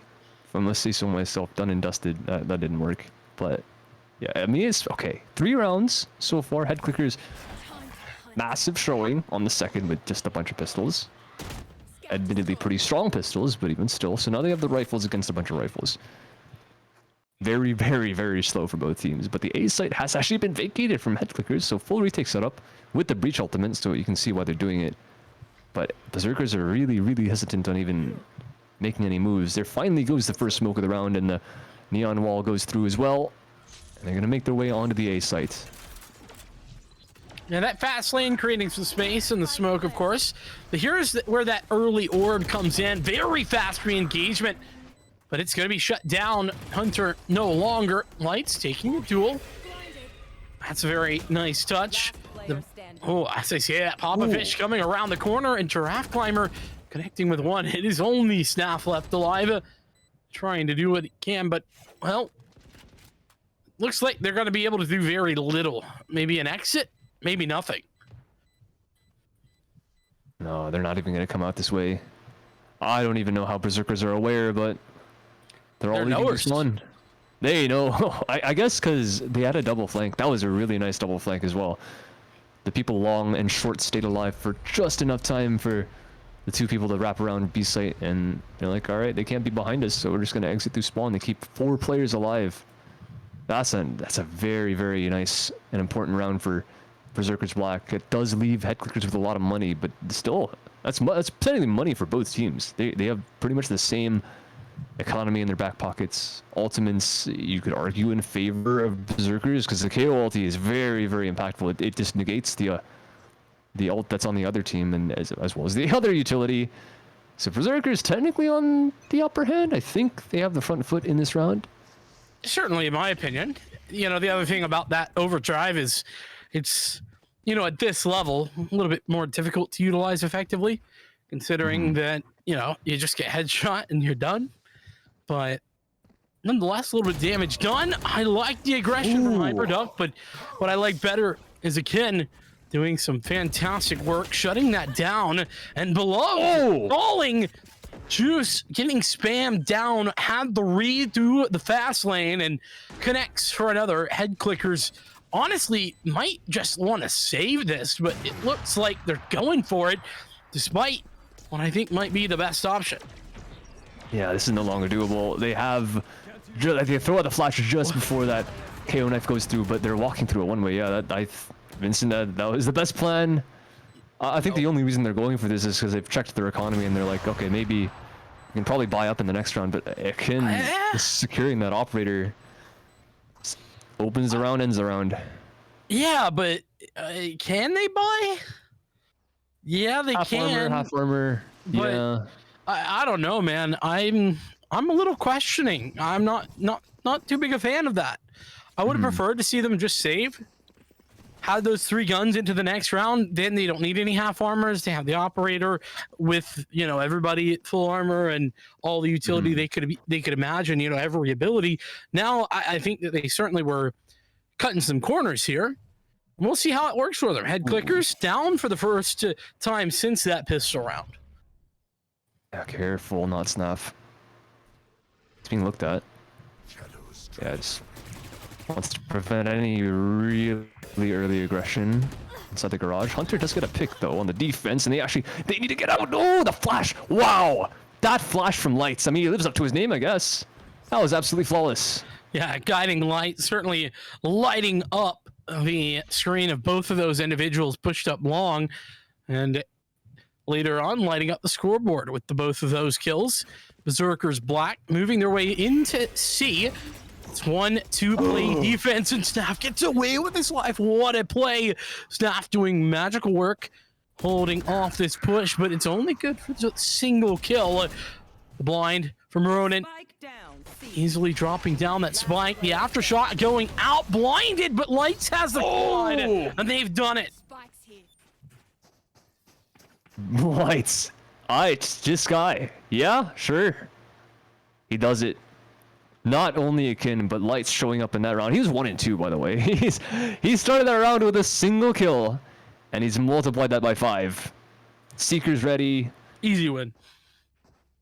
I mean, head clickers. I'm surprised. Like, how do they take the anti-eco with a pistol? A bunch of pistols, like Headhunter, Sheriffs, Classics.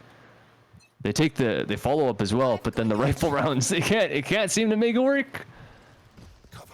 Well, it's a good question. They have pistols this round. They have pistols. They have to win this. This is the round.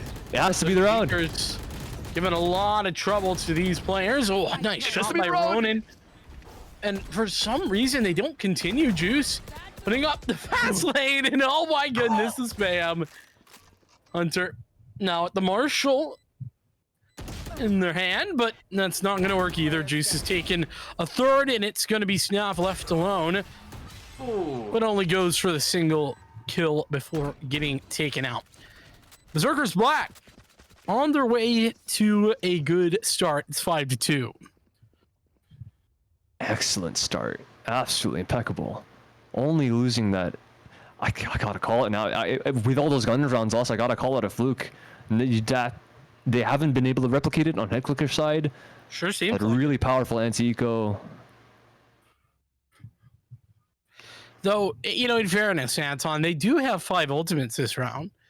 They've already pulled the Tour de Force, so there's a possibility, a real chance. That's a good start.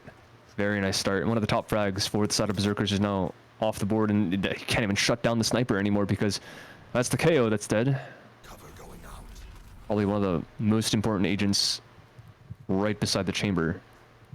And it's that interaction that starts off round number 7.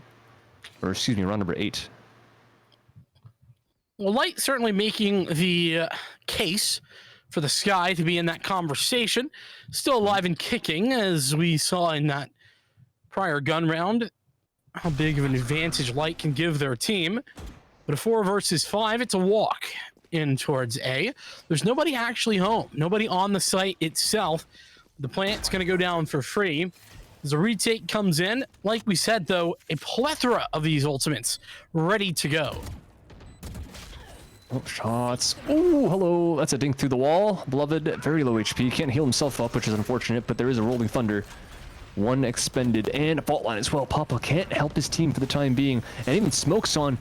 Can he just get on the spike fast enough for this pressure to be really put on Berserkers? Because they're using the util, teleporting all the way back at the site as well. But Rodin's got that snap with yet another, and they're just trying to take these fights. Not a single duel won by Berserkers.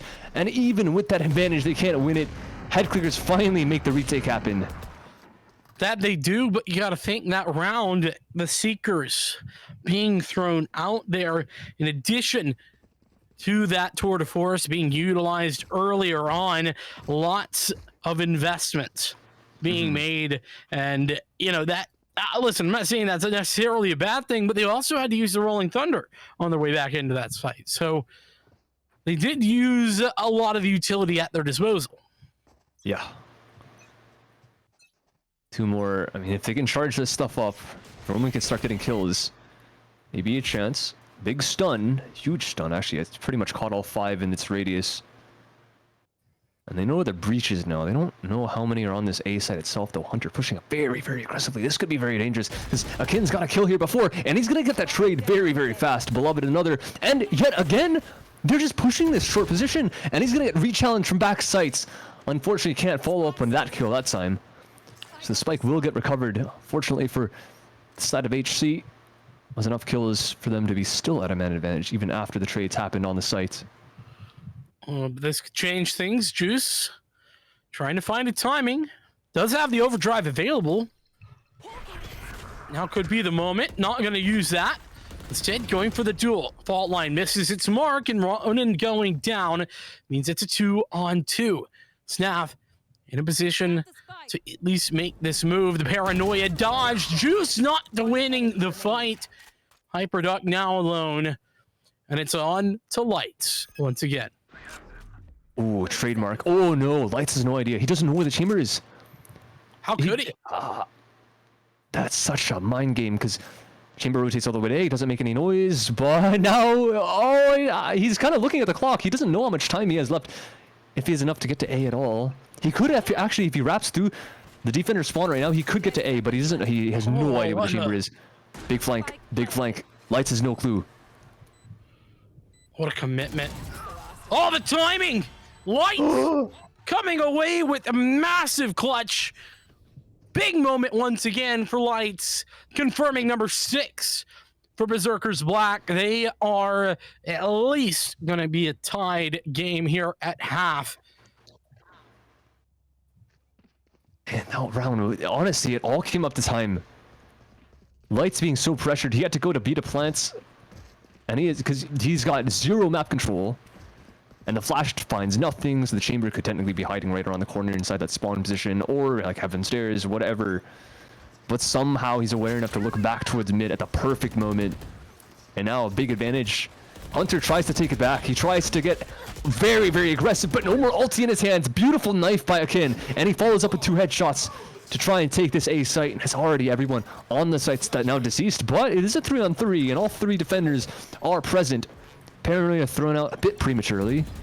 Akin's going to try and take the space with only 21 HP, but with the ultimate, no one can throw anything else into the site until it's over, and finally it does expire, but these guys have so much control already. Big flash, and they're going to go through, but Giraffe with a crossfire with Papa. What a beautiful double peek, and Akin is the only one to fall on that retake. Yeah, Papa Fish comes back around that corner of the sight box at such a perfect time, dodges out to the flashpoint going out there, and not blind in the slightest. Denies the 2 re-entering through the smoke. Berserkers Black confirming not just a tied scoreline, but a winning scoreline at halftime, which we're headed lightning fast towards. And at the moment, Head Clickers, well, they started with such a a flash, a flare of brilliance in that anti-eco round, and suddenly they're looking down the barrel. Maybe another hyper duck with 2. That is what they needed. That kind of entry, 1 bullet, 2 kills. And they might still have the weaker weapons, but at least they've got the manpower. Plant down. Pressure now, technically on Berserkers, because if these defenders of head clickers can get back on the site, this might be very, very difficult for these remaining attackers to hold this. And a teleport for information. No, he's going to go back safe. I like that. They want to all play together. But the smokes, I think the Omen on the defense still has enough util to throw out. And one's going to get on the spike, the spam. There's no spam. It's not going to come out in time. Finally it does.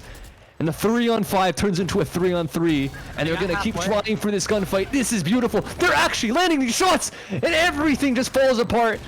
That double kill, the only thing to bear fruit for head clickers at the start of the round.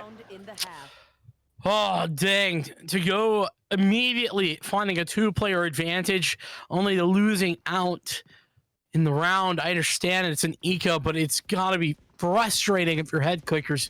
Beyond that, such a massive high with the pistol win in round number 2 to now down by 5 as we head into the last round of the half.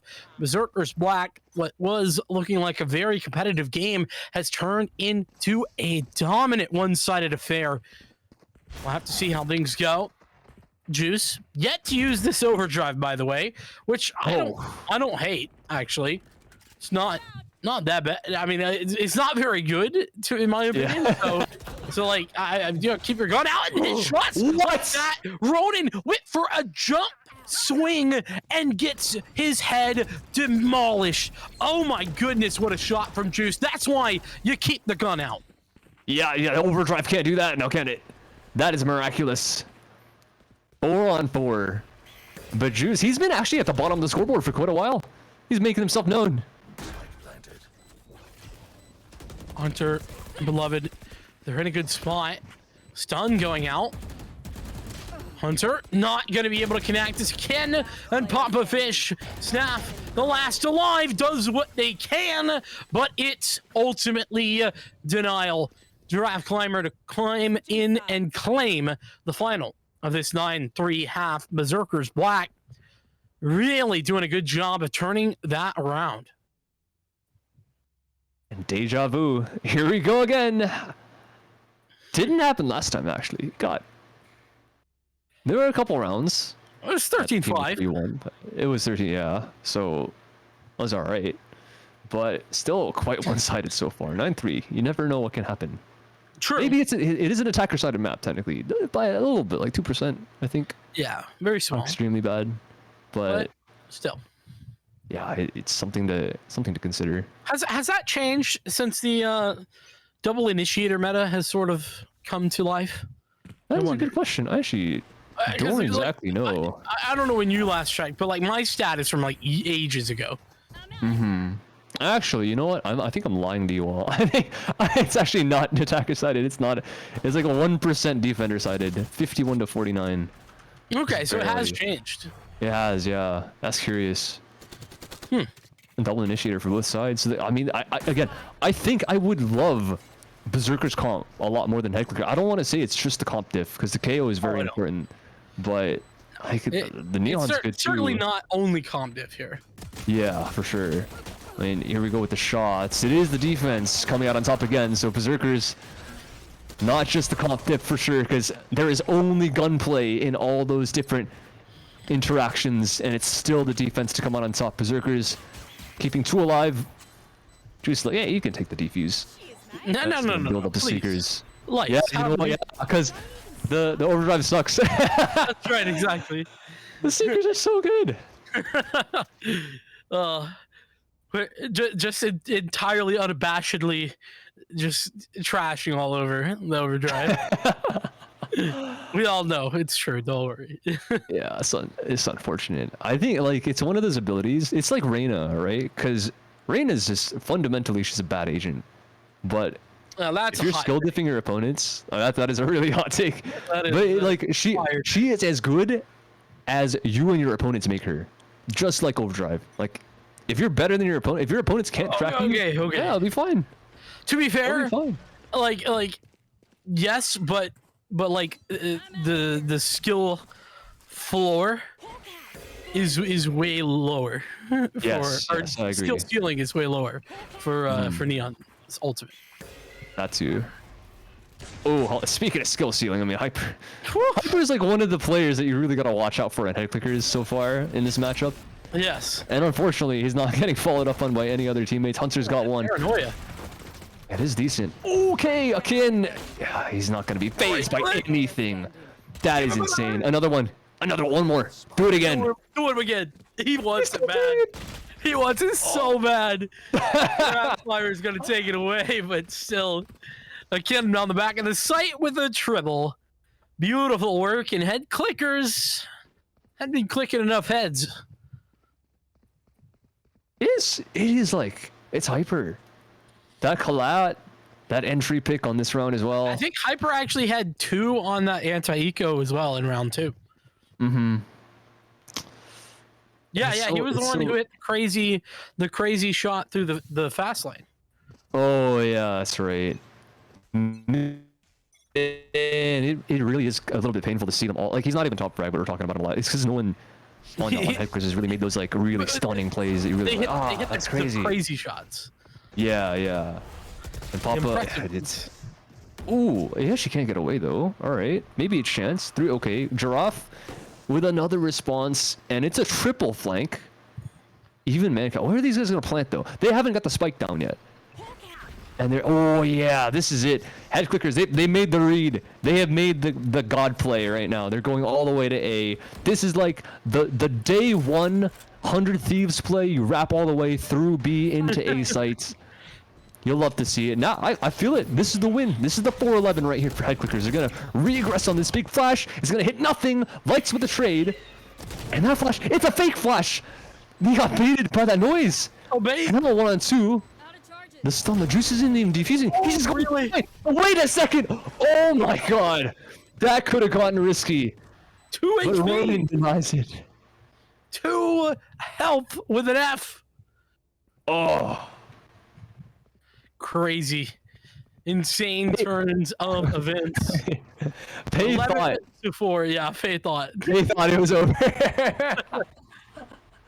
It's 4-11 by the way. Just pointing that out. Our producer being debated. Dude, that got close. That one got tight. It was very close indeed. Ronan just barely picking that up, in fairness, like through the wall. Oh, Crazy first engage there. Hunter gonna be going down.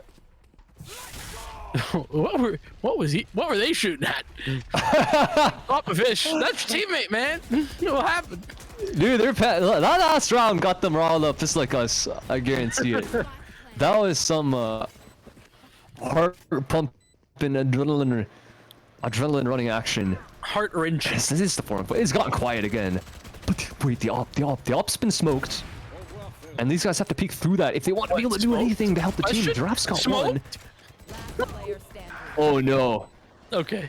Wait, they've still got it. They still got it. It's all good. No worries. I was just gassing There's no it question. up. I was just gassing it up. To be fair, it did get 2 kills. I mean, the op did look good. Just it wasn't. This is true. Mm. Everybody Hyper's else got one. He picked that up. Hyper picked that up. like, yeah, looks like it. Or maybe purchase one. Could have the money. 2 wins in a row. Mhm. But regardless, we are into what could be the start of a comeback. I'm not saying I'm a believer yet, but it's certainly the beginnings of something going on. Oh, you gotta be careful with this one though, because there's a lot of people from the defense running down mid. They've got one kill. Juice though. Oh, yeah, this guy can go for some head taps. They cannot underestimate this team of berserkers. Papa Fish is like, I got away barely with their life, but he's still going for more. He's still, Doesn't he's know in the when to corner. quit. Are they gonna check him? Surely. No. No. Oh my god! How? How does no one go down?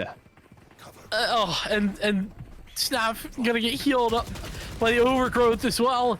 Lights, denial juice as well. This is looking like it could be the end. It could be number 12. And oh my goodness, the Thrifty with the double kill. How many doubles have we seen like that? That is insane.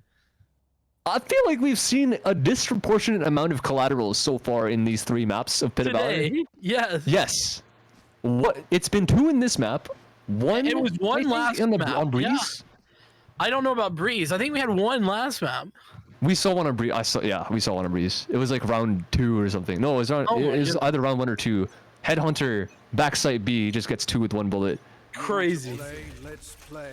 I don't know what's going on today. We're getting a treat. That's what we're getting. Yeah. Hey, Ooh, clickers, this is the Hyper. last chance. This is. I've got a nice entry. And there goes there goes the over. It went. It came and went really fast. And they're just trading. What is happening? They're just fighting. I like that fight though. I think it makes a lot of sense. This Trailblazer gonna get a lot of information. Denying again. That's a good trade though, and that null command might be a problem. Papa Fish on the flank here. I think pulled out. Yeah, actually went further from the shadows to reposition. I think that sound cue though gave the idea over to head clickers that something was amiss. Oh, something amiss surely. These head clickers, I don't know if you did the math so far, but they have actually matched the amount of rounds that so far today the losing teams have accumulated. Oh yeah, it's a good point. It was 13-5, 13-1. Mm-hmm. So they're at least twice as good as the 2 teams. Yeah, I guess is that how it works? Even though one team got 5 and the other team got 1, they're Yeah, twice as good as both of them. Yeah, it's an additive property, not multiplicative. I understand. Ooh, I thought for a second that maybe it was a neon and the attack that went down. But Hunter, all right, making noise. But Papa is behind. Doesn't even matter. It is the eco frags. This is the time. Papa, he finally does drop 1. Got a bit dicey. A couple rounds go with the frenzy. But how is he landing these? They're actually looking at him this time, and he got 2 kills. All right, well, we were gonna be going, hey, never mind, let's go see, because reasons. I mean, I guess to be fair, I did kill someone in this direction. As good a place as any. Hunter. And interesting decision. This is Hold on not. a second. He's oh wait. Vincent. This is not the time. Head clickers, No. you're down. Many rounds. Okay, he's clonking, so he hears him. All right, nah, surely. Come on, Giraffe. This round is over, right? Not like 1-on-1. this. Oh, it's Nav. Oh, okay. Yeah, it's fine. It's fine. It's fine. It's fine. You know, the room might be on fire, but it is a-okay. We're sitting here drinking our coffee. The comeback is on. It is the most on it's been the whole day. I'm sorry. Yeah, I'm not. No one's worried. It is fine. It is perfectly fine. A follow-up question. You're drinking coffee while the room's on fire? Isn't that a little warm? I mean, it doesn't have to. I didn't say it was hot coffee. Oh, I guess that's fair. When I think coffee, I just typically think about it as hot. I get it. Yeah, that makes sense. It's fair. Speaking of heat, they're keeping the heat on. They found their groove, right? Because they just run in, and every time they just run in, they have won so far, and they're doing the same thing through garage. Nice paranoia, though. I mean, timing was good. No, swing, not so good. Oh no, not like that. What is happening? Vincent, they finally they're living up to their name. They are. They're clicking heads. It's crazy. Also, Berserker's black. I don't know what's happened. They've just fallen off a cliff. Last player standing. It's working. That's tilting. That's so tilting, dude. Hunter just slides on their knees around the corner and hits a headshot while sliding. What game are we playing?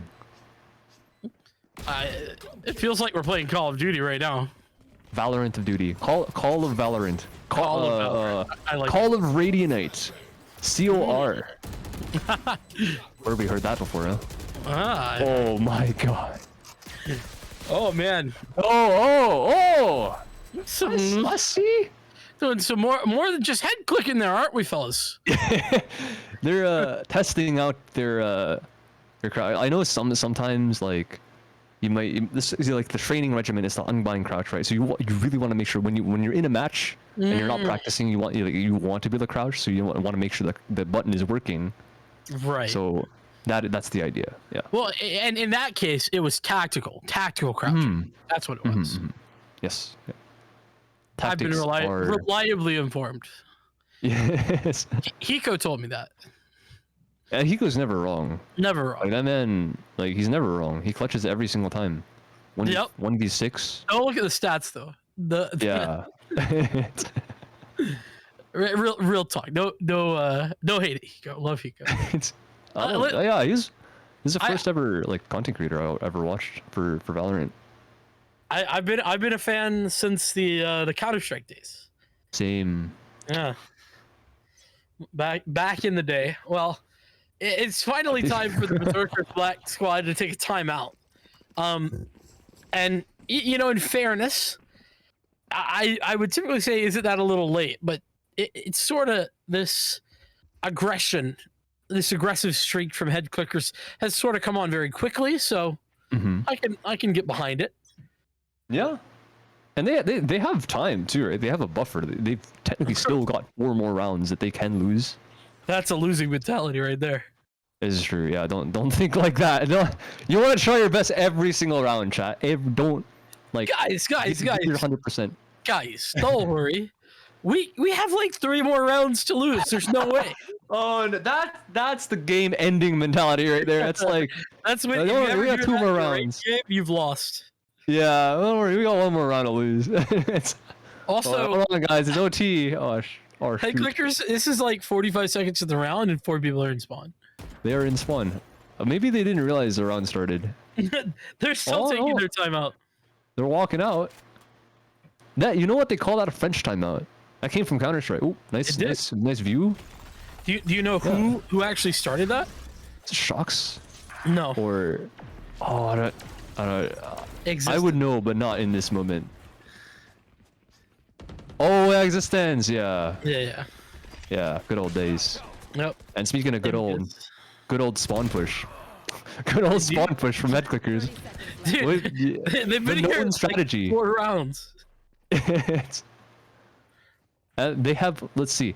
The logistics of this round. They were in spawn at 1 minute. Yes. And then they went through garage, through defender spawn, and now they're at A. Well, they got the spike planted. Yeah, they're still technically in spawn. Yeah. Oh, big what is that paranoia? That is such a valuable paranoia. No one pushed off of it. Plus paranoia as well. That's so punishing. There's no. That's the round right there. Nice shot by Lights.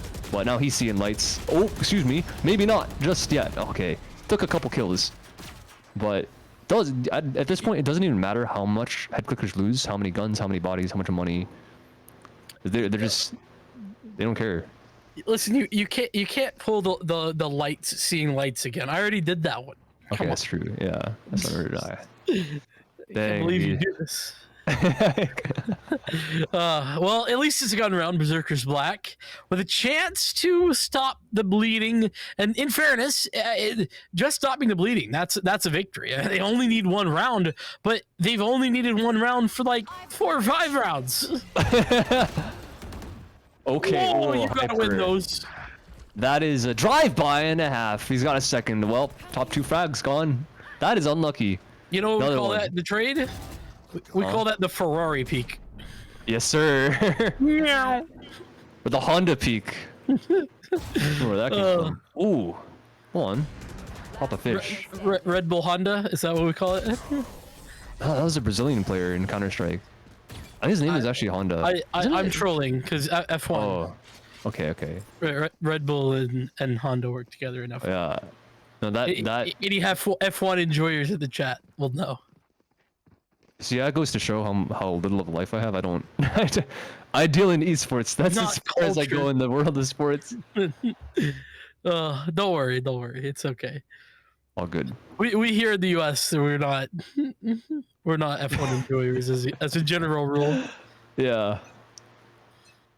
Oh man, what is happening? It's been 5 rounds. They've had 1 round for 5 rounds, man. It's been more than that. I can't remember exactly when this comeback started, but I think well, yeah, the comeback, but they've been at 12 for 5 rounds, Berserkers. because it was 9-3 on the half, right? Yes, sir. Ooh, hold on. Gun recovered. Oh no. Oh, well, Not like this. wait, sorry guys, I jinxed y'all. I apologize. Well, I can't believe you've done this. How dare you? Since I said that, I'm gonna counter jinx them, and Hyper's gonna get all the kills ready. Okay, I'm ready. I'm for it. He's just clear. They're doing exactly what they're doing in the defender spawn, but this time in the attacker spawn. They're just running through. This really has been a crazy game. Yeah. Oh. Secret just found a lot of info close. there.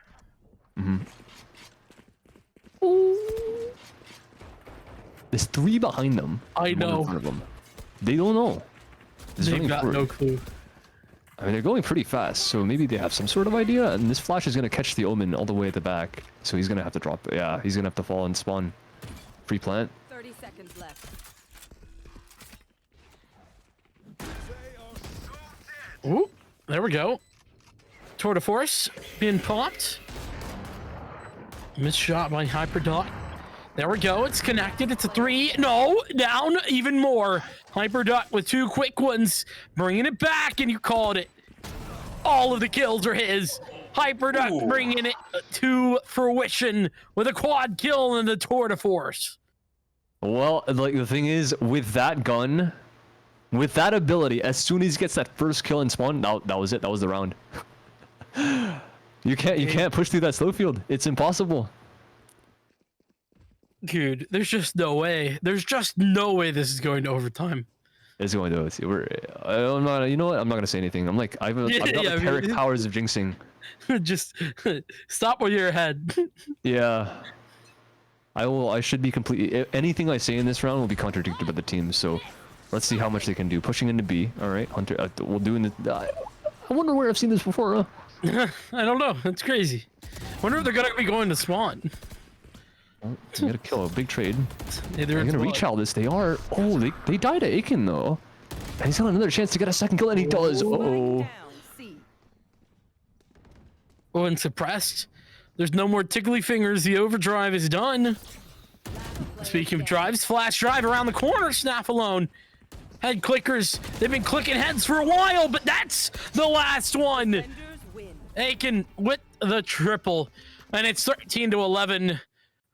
Berserkers black. They barely stopped the comeback. Oh, jeez, man. I would like to extend my heartfelt apologies to the side of head clickers because I had in my heart, like deep down inside, I believed, and because of that, they lost. I'm so sorry, but no. In all seriousness, Berserkers, what a heck of a game they played. 27 kills for Aiken. And I think, honestly, maybe him getting shut down a lot of the times in the last couple rounds, in the last 6 rounds in a row from head clickers, maybe that was one of the win conditions for the side of head clickers that just wasn't happening in the final round. Maybe if one of those duels, if that double peak happened, if it wasn't just a 1 versus 1 taken at the back of C sites, maybe we see something different. Maybe we see an overtime. But in this timeline, in this reality, in this universe, out of all the multiverses, that just wasn't the case. And Aiken finally chimed in. He finally he just put his foot down in the final round. He's like, okay, nope, we're not losing this one. We are taking this home. And they technically did adapt. Like this guy sat in the smoke inside a B site and peeked out when everyone ran past him. So they got an idea on what head clickers were doing, just running in that spawn every single round. And finally, they had enough of a buffer. They're able to close it out. Listen, in fairness, it wasn't as if it was groundbreaking material that was being utilized. Yes. You know what I mean? And I don't mean that to be disrespectful. I'm just saying, it wasn't as if there was a lot of thinking that had to be involved in trying to figure out the counter to what was happening. Aiken doing a great job there on the final round. It really felt like things were starting to get out of hand, but a great recovery. And at the end of the day, scoreline doesn't matter. If you won the map, you won the map. It just took a little bit of extra time to get there. So congratulations to this this Berserkers Black roster. They're going to continue on. Quarterfinals up next. Is that right? Yes, sir. Yeah, it's crazy how fast we get there. But yeah, 64 teams, the 32 to 16 down to 8. So they are in the top quarter. No, excuse me, the top 8th. Yeah, 8 squared is no, that's not 8 squared is not. Is it? I can't even do math. That dude, these 3 games have been such like. They've been bangers in their own way, right? Because the first one, I mean, it was a stomp. Let's be real, but it was a banger. Second game was pretty nuts as well. And this one, 13-11, it goes the distance. We don't get an OT, but we get every single round possible in standard time. And The almost comeback. oh, dude, they got so close. Again, I would like to apologize if I didn't believe as hard.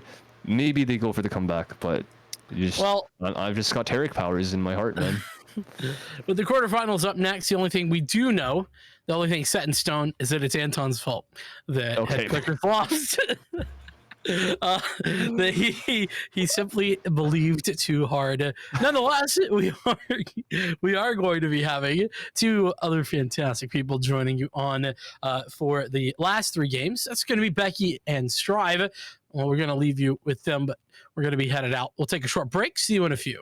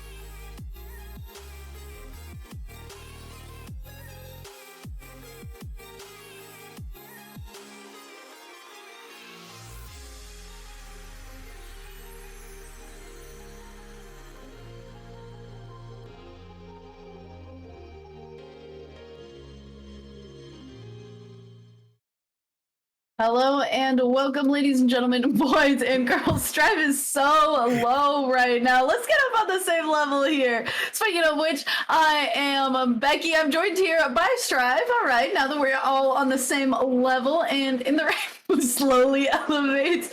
Welcome. How's your night going, Strive? It's okay. I'm alive. Minus the fact that I'm just growing by the second. All's good in the hood. It is a pleasure to be back. This is Pit of Valor number 99.1. Y'all may be wondering why the 0.1. Well, because 100 is a monumental number. That is a century of Pit of Valors, except it's not. It's 100 weeks of goodness. So we're going to be taking it nice, slow, and steady to make sure we bring you the absolute most banger of 100th Pit of Valor. But meanwhile, let's get into the quarterfinals here. Becky, hope you've had a good week, and I hope our viewers have had a great evening thus far. You can see the drill down below. It's going to be a banger of a match. We're going to Ascent, and it's going to be Desire Rising versus Last Resistance. I'm jacked up for this one. Oh, yeah. I mean, we just watched an LR. We're going to watch yet another LR. We're on number 99, and things are going smooth and steady. We'll see if our teams are able to be smooth and steady, too, or if something's going to make this road just a little bit rocky as we are getting into this top 8 section of our day. Let's figure out who's going to be ending up taking it all home. We're ready whenever our players are ready. Fade, our lovely observer, you can start us whenever you are good, my friend. And while we get to that, Becky, I want to cut in on something super important, right? Not only is Pit of Valor number 100 coming up, but put this game aside. For our viewers that are actually here joining us, take it in for 2 seconds. 100 weeks. Like, the number 100 in the grand scheme isn't that big, right? But that's like 2 years plus of Pit of Valor. It's like, for a moment, I feel old all of a sudden because I was like, what? End of my 20s when I started casting Valor, and now I'm like, in the 30s, like, hello, question mark, right? That kind of freaks me out. But that aside is the fact that this community has grown so much. For those that are Country Club members, thank you so much. For those that have been here, viewers, loyal subscribers, also thank you so much. So I kind of want to get that off my chest. I usually give my emotional, sentimental speech at the end, but I think it's best to start us off on a more positive note, depending on how this matchup can go down for us. There's certainly a way that it could go down. I mean, Ascent is one of those interesting maps where it's tried and true. It usually ends up being the pick in these best of ones, ends up being in those best of threes and those best of fives. It's just somehow wiggles its way into every situation. Nobody wants to ban this map. It's stayed tried and true. And I don't know, as a result of that, do you think that it's tired? Do you think it's wired? What are your feelings about this map, Strive? Yeah, she's far from tired, I think. I mean, Ascent is just textbook. It's a comfortable pick. I love playing it. I think many teams do. Compositions have kind of found their happy place. So for me, definitely wired. Will always be wired, and it belongs in the map pool for a reason, I'd say. And because of that, you do also kind of see some innovation as far as those agent pickups are concerned. I mean, we're very used to seeing just that Sova used to be like that one kind of pinnacle of this map. And all of a sudden, now that you've got that Fade in the pool as well, you get to see either that pick up the role of that Sova or just get to be utilized alongside of it. Both of that information gathering able to be utilized across the map for both sides. Instead, it looks like Last Resistance going for a different strategy, taking on those flash initiators instead of those information gathering ones. Yeah, totes. And I mean, overall, as you look at the grand scheme of it, I love the picks that are coming out. I love to see a KO on Ascent. Offers a lot of contrast to what the opposition can bring. And we don't see a countering KO. You can expect a little bit of a different play style. Couple that with some initiator breach activity, and you've basically got yourself a picnic, and it's going to be a darn good one. So looks like things are solidified, but everyone's got their baskets relatively stuffed with sandwiches, drinks, and goodies of all sorts. I'm ready to get into this one. This is prime, and we know the drill with Last Resistance, Becky. They bring the heat on a regular basis here. Very true. And we'll see if they can bring the heat once again. That fire emote is Desire Rising's little icon there. So they're certainly looking to do that exact same thing. And we'll see how this is going to end up shaking up. The difference between those two teams are the initiators, while the rest of those supporting roles are being filled by that Omen, that Raise, and that Chamber. Kind of something that I would be very used to seeing, but it is going to be an interesting difference. What's going to matter more, the information that the Haunt and that Recon Bolt can gather, or is it going to be the ability to flash out of some of these smokes and being able to just deny as much vision as possible? That's a good question. I mean, the contrasting opposing, you can see that Chamber kind of playing that A side of the map and just kind of hanging out. Meanwhile, lots of activity towards the B initially here. Pokes and prods as they're going to go ahead and lead their way on through. Rotates should be coming here. Rilla gets the opener, and this should be the site take for the rest of Last Resistance. Yeah, very quick round all of a sudden, and that bomb, as you mentioned, is down. Taisama, the only one remaining here, and just kind of skirting around at head level with that crosshair on this headhunter. Got to be careful about how far you stick those little noodle legs on this chamber out.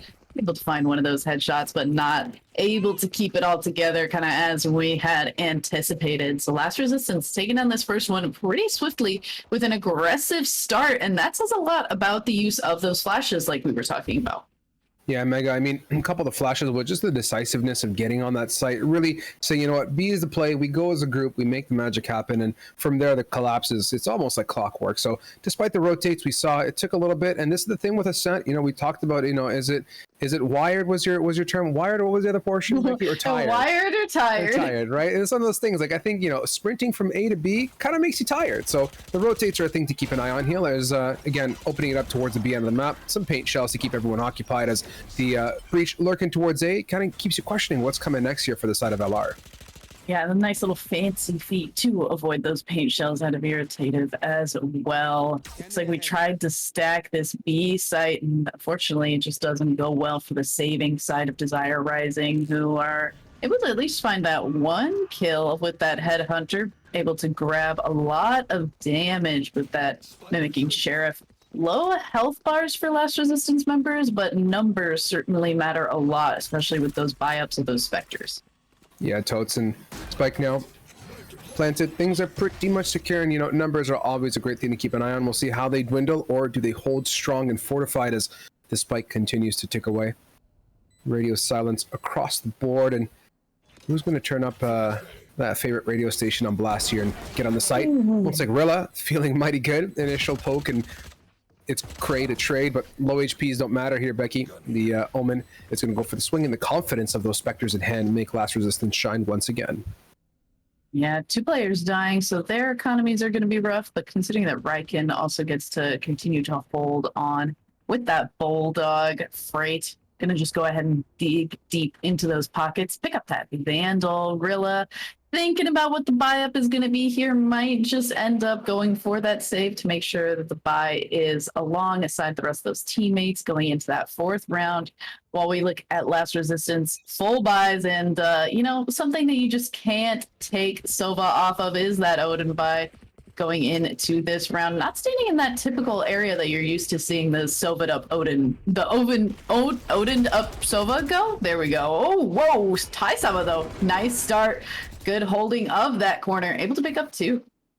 Yeah, you love the contrast that gun rounds bring into the mix, right? Just when things get, you know, kind of comfortable, LR walks in with a couple rounds. You see Desire Rising, and definitely intense with those guns in hand. And now number advantage yet again. They speak volumes, and my goodness me, you said unorthodox positioning in the beginning. It looks like Button maybe the new home for Sovas as they crouch and hold mouse 1 to victory there for the 2-piece. Going to get them that nice first round to their names, and makes you happy when you walk out with 5 members. And after investing so much money, it's a good feeling when your bank account ain't dumped. That's for sure. Oh yeah, being able to keep all of those guns to keep those credits rolling. The Bank of Desire Rising looking pretty strong right now, while Last Resistance, I'm going to dig a little bit deep, but that's what you would expect. And Last Resistance are going to be able to hopefully show off the strength that they showed us in that initial pistol round and be able to take one of these bigger gun rounds down as well. But this is going to make it a little bit more difficult. It's tour de force and that long range being held.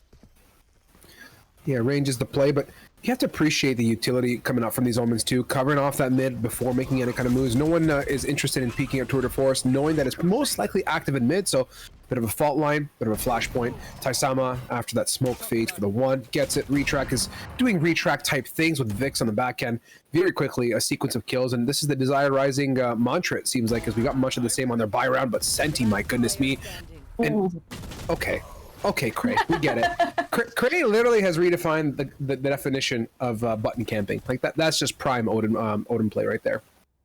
Very nicely done. And yeah, as you said it, 5 kills, 4 of those being with that Odin. So just nicely being able to rack up that KDA. We got to talk a little bit about how last year's instance did that. You mentioned the Irritative doing a great job of using those smokes, being able to block off a lot of vision before they go to make that push through mid. But the thing that you got to pay attention to time and time again is those smokes don't last forever. And you've got to be able to move through an area for that duration of that smoke, or at least start watching your back once those smokes fade. Because if Freight gets caught out like that again, Last Resistance is going to start tanking in the scoreline hard. Yeah, I'm with you. You know, it's cognizance of not just the utilization of smokes, but everything else that comes with it. Every agent's got their, you know, quirks and features, and you got to be, you know, aware of what works. And this time, Craig goes for the 180 mix-up with a nice two-piece Odin there, and still looking with an ample amount of bullets in that chamber. Mouse winning the victory. No flashes here going to shake off Desire Rising from this B side as of yet.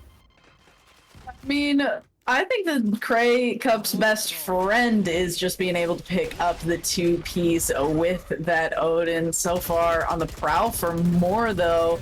But Retract can be able to pick up one first before Cray finds the other one. Nice fancy feet once again. Freight, the only one remaining. Just a sheriff to their name, and 4 members of Desire Rising to face down. It's going to be a rough one as that haunt comes out.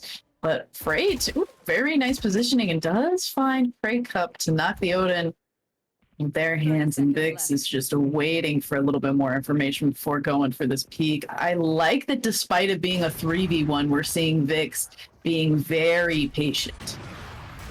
You touched on a super point. Like, if you were watching the minimap, you saw that flank coming in from the A side players, and it wasn't like a hasty mouse one, run it down and flank quickly type of thing. It was slow, looking for the concept of, you know, what does that breach want to do? Are they really committed to this B side? We did have that haunt available too to get some information, so you can kind of use that utility to advantage before making any kind of hasty decisions. And yeah, stuff like that is critical. You know, putting the round win aside, I'm a huge fan of keeping your guns for the next round, and over time, over multiple rounds, that adds up, and it's a lot of value. If you look at, you know, the old days of Counter-Strike, you'd buy, you know, your typical 2 flashes, 1 smoke, 1 grenade, and you don't use any of them before you die. Well, guess what? You just burn a lot of money that means nothing. You do that every round, it adds up to a huge ton of loot down the drain. So, you know, I appreciate utilization. I appreciate taking guns the next round. As talking about getting into the next round, a 1-for-1 tit for tat back and forth, and we settle in with a lot of ults available for LR here, Becky. A lot of ults available, but Taisama being able to continue to hold on to that operator in the middle of that 1-for-1 trade gotta matter a lot, especially being on this defensive side. So many long angles that you could just skirt around and be able to try and just dwindle numbers and stay safe, especially on that chamber that is just such a good escape artist. Yeah, Mega, I agree with you. In and out before you can blink your eyes. The showstopper stopping the show onto Glance. Gets that Omen. That's your smoke annihilated. Still the continuation of Riken getting it on site up close and personal. Cray, though. Can Cray get an Odin MVP award in this match? Like, can we mail this man, you know, just a cookie that says, "You are #1 Odin player"? It's a cookie in the shape of an Odin. Like one of those fancy ones that you see get made on Instagram or something. Dude, imagine the baking business. Imagine we could make Valorant based cookies. I wouldn't even sell a single one. I would eat every batch myself, low-key.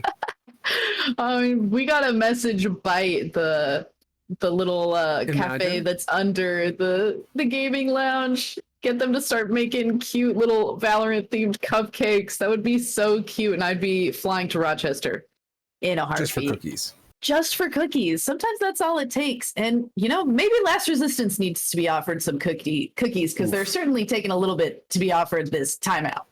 Yeah, and I mean, cookies and milk ain't gonna fix the bruising, at least at this point, right? It's tough. I'm grateful to see the timeout come out at this point. You know, that's fantastic, because we get them a chance to recalibrate, rejuvenate, and you just have to appreciate the way that Desire Rising has been super firm on this B site hold. Like, we haven't seen too much LR presence at A, and that's kind of what I'm watching. And if you saw the minimap at the top there, you saw the pings going off towards that side too, which kind of leads you to believe where they're interested in hitting, and maybe they're going to want to orchestrate an A pinch if they can. But, you know, we saw them making a bit of an attempt towards mid-cap. The smoke dropped, and it was that chamber getting that 2 to 4 set of picks there. So, you know, they have to be faster if they want to collapse on that. But again, this map is their oyster. Tons of rounds to give up and to work with as we try and figure this out. And there's something to be said also. Desire Rising's double information gathering team composition has to kind of flourish on this defensive side. I'm eager to see how it's going to change once being on the attacking side. You can't really crab walking across the map with an Odin. So how is Cray Cup going to handle playing this Sova on attacking side? Like, it's working great on defense, but I'm eager to see how that changes up.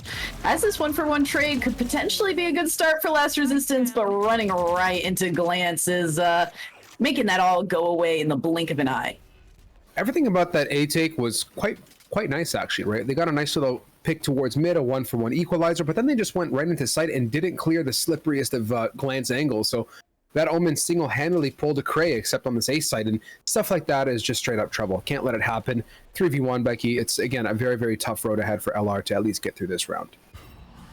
Senti just waiting for these smokes to die down, waiting for a moment to push through without going in completely naked. And this is one of the downsides to Chamber. You're playing one of these safest agents, but you're playing a safe agent that once you're in these 1vx situations, you don't have a whole lot left to you. It's very hard to get through the defensive utility that we're seeing from Desire Rising, and that's why they're 5-2 right now. Yeah, it's a mission. You have to appreciate what the Chamber brings. That's aggressiveness. That's getting right up close and personal. And I haven't seen too much of that come out from Senti. Albeit we did get that mid pick, but it was very passive. So kind of begs the question, right? Where do you want to be and how do you want to flex it? Would I like to see Senti be the one to get the opening pick at B because Senti can get out quicker? Yeah, maybe that's the solution to stop Cray. At least you're not getting blasted by an Odin for 10 seconds and 100 bullets. So we digress and we kind of settle back into a bit of a slower default. Begs the question, LR off a timeout so far hasn't really flourished yet. Has not. Once again, it's going to be difficult to as Rilla falls, retrack, nicely able to hop back. Glance almost taking too much damage, and the peek out from retrack will be the death of both of these raises here. Glance now just trying to play around Generator. 1-for-1s yet again, back and forth here. And this is going to be a plant for Last Resistance, and this is one of the best rounds we've seen from them after those pistols. Yeah, but we know very well that Desire Rising knows what the concept of retake is, and Cray knows the concept of the Odin. Clearly, the 4 letters you love to see on the scoreboard, picking it up, railing faces, and this is just bringing a whole new either appreciation or it's either appreciation or an absolute dislike for this gun. I don't know where I am quite yet. I'm somewhere in the spectrum, and I mean, I'm landing at a 6-2. I know that much, but yeah, this Cray difference is a spectacle in itself. One of the friends that I started to play Valorant with would literally threaten to AFK every single time he would die to an Odin, and it took playing the game for like a little bit longer and like trying to play like slogging through ranked games and then dying to Odins in like tough situations. Something about the rate at which the Odin shoots just feels infuriating to die to, because no matter what, it feels like you just died to getting sprayed down, and then you don't feel like you died to any amount of skill. At least when you die to like a strafed headshot, you're like, oh, okay, this makes sense. You die to an Odin spray and you're like, I don't even know what's happening right now. Yeah, I gotta look up the good old statistics of that Odin, what the first bullet accuracy is, because I cannot remember for the life of me, but it's a darn powerful weapon when used correctly in the right hands. Like, you get that first little shot to the body or the head, and from there, 1 of 46 bullets are bound to connect if it's in a reasonable vicinity. So, you know, it's nice, and this time, shockingly, it's not Cray on the board for the opener, and the saga of Desire Rising here continues on defense. You know, at this point, Becky, LR, hold firm, hold steady, and see what you can do. We got the Omen kind of in, you know, B side, was looking to support. A bit of a late rotate, I'd say. 50 seconds on the clock, which is borderline execute time. Things have to start going sooner than later. Yeah, that is that point where all that default utility is back up, and with that, we're getting that dark cover to block off this tree area. Retrack and Glance just shots through the smoke. Retrack the first to find one picked up here. Now it's going to be that rotation from that Sova, trying to be that anchor on that B site with that Odin as long as possible, and finally going to be able to move those crouch walk legs right over to this A site. These 3 remaining Last Resistance players trying to figure out how to defend the bomb through just a slog of utility from Desire Rising that continues to be followed up by those finishing blows from the shorty with Tai Saba. That's a super tough round to swallow. Like, you're sitting on site, you're like, yes, we got the spike down. They're like, no, there's 4 people jumping out of heaven, help. right? It's just difficult, and I don't blame them, right? They get on site, but Desire Rising is leaving no room for them to even rotate out safely. You try and run back to main, well, guess what? Heaven's open, they're going to peek you and blast you. And you don't want to be running backwards nor forwards trying to battle that. And, this is just a continuation of Desire Rising's pressure. Like, it feels like even though they're not necessarily retaking, they're retaking without retaking, if that makes sense. They're there and they're preventing any kind of positioning and crossfire setups from Last Resistance, or even getting into main for that matter. And it's just building up to 7-2 scoreline now, on track for what is looking like a reasonable 10-2 if the pace continues. So far, strong to do so. Glance picking up a nice peek off that paranoia and just able to shadow step away as well. A very nice start, and kind of an interesting difference in aggression that we're seeing from Glance as well. Ooh, you mentioned op battle. Speaking of Desire Rising continuing to rise to the occasion. You gotta love those clear angles like that when you just kind of walk out and the fact that he was crouched, transition right down to the dome and connected that shot, man, those are the ones that you love to take. And shutting down that B hold, map control comes into play now. You have Desire Rising, full occupancy of main. Guess what? Last Resistance ain't getting out of A, nor are they going to be able to go back to B because everything is completely locked up, including Tree Room now with retrack. Ooh, and a nice transition into that headshot. Now it is just left up to Ryken. It's not going to be enough. Flawless round as Desire Rising continuing to just have a chokehold on this game since picking up these rifles. And that bankroll is looking strong. Everyone on cap out dollar bills in their pocket. And they're starting to play a little bit more aggressive. They've been very patient, even in rounds where they weren't likely to end up losing. You saw Glance in that last round just getting really aggressive with the paranoia towards this A alley area and just running in to grab a first kill in a 2v1 situation and manages to get out alive, which I think is saying a ton for how these rounds are going to shake up, as Cray Cup doing what Cray Cup does best. I don't know if this Odin hasn't picked up 2 kills in any of these rounds that we've seen Cray Cup start to shoot. Ooh, Whoa! I don't know if smoke models are off or what happened there. Ryken, fancy spectacles activated, retract. Oh my goodness. All I hear is tap, tap, and it's Senti's head now absolutely dismembered. Poor old Ryken. Oh my god. This is... Oh. I was like, wait a moment, please. Boop. Snoot? No. Is it happening? Oh my god. Retrack. This is honestly, like, I was going to say it last round, but this round solidified it for me. Like, you're like a 2-year-old toddler sitting in your high chair. When you just pour your Cheerios out on your high chair and you start playing with it? I feel like this is like Desire Rising. They are just toying with their food, and it feels like LR has no opportunity or hope of getting back in that bowl, let alone getting some milk poured on them. There's some lonesome Cheerios on a table getting absolutely smashed left, right, and center. And yeah, this is brutal. It's a very, very tough first half, but we can only hope for the best when they swap it up.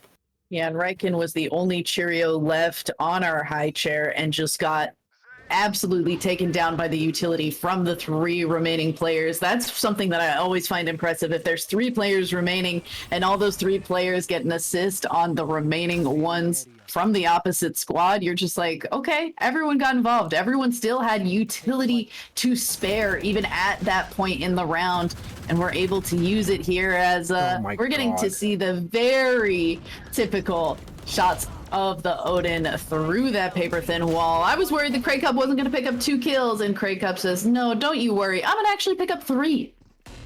You said it well, and I think you're right. Like, number-wise, Cray Cup for 2K, 3Ks is very much up there. Like, just stomping 18-4 with 12 rounds in. Quick math tells you that is borderline like a 1.6, 1.7 KD. Like, that is incredible if you go ahead and count that into, factor it in. So the half switch comes out. The 10-2 is the definite winning 2 numbers of, at least for this matchup, but darn, it's going to be an uphill battle. And now the question that you brought up earlier, what does Cray Cup do on attack? That's what we're keen on here. Yeah, it's like we talk a lot about an op crutch here, but does Cray Cup have an Odin crutch? And we're going to have to, for the sake of Last Resistance, hope that that is the case, because they're going to need Cray Cup's both legs on this Sova have to be broken if Last Resistance is going to start to come back.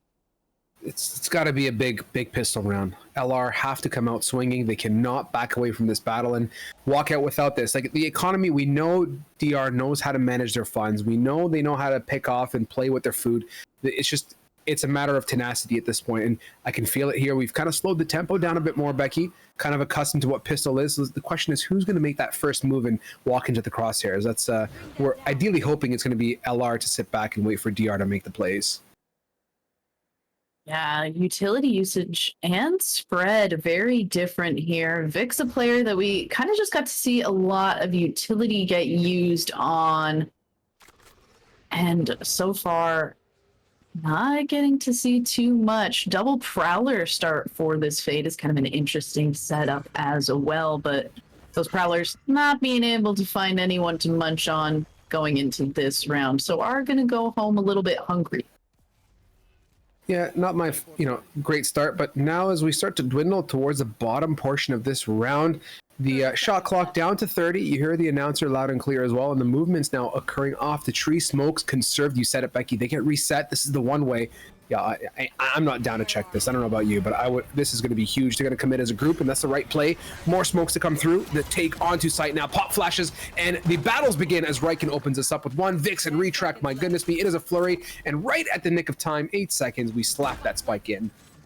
Yeah, nice part about this map is you have a lot of those covered areas to spend your time and get that bomb down after clearing those few people who are on a site. Freight with some nice shots back. This was rounds that Last Resistance were able to pick up on that first half. They flourished in the pistol into that buy-up around, and we'll see if they're able to bring it back here, but Irritative just can't find it. Vix picking up 3, so maybe Vix is going to be the initiator to shine as we move into these attacking rounds. Yeah, I mean, what a thought, right? Your initiator doing initiator type things, and that's what you want to see. It's been the Craig Cup diff, and we digress now into the double 1 digits for Desire Rising, and the saga of money and slapping and playing with your Cheerios continues as they're just 2 away from victory.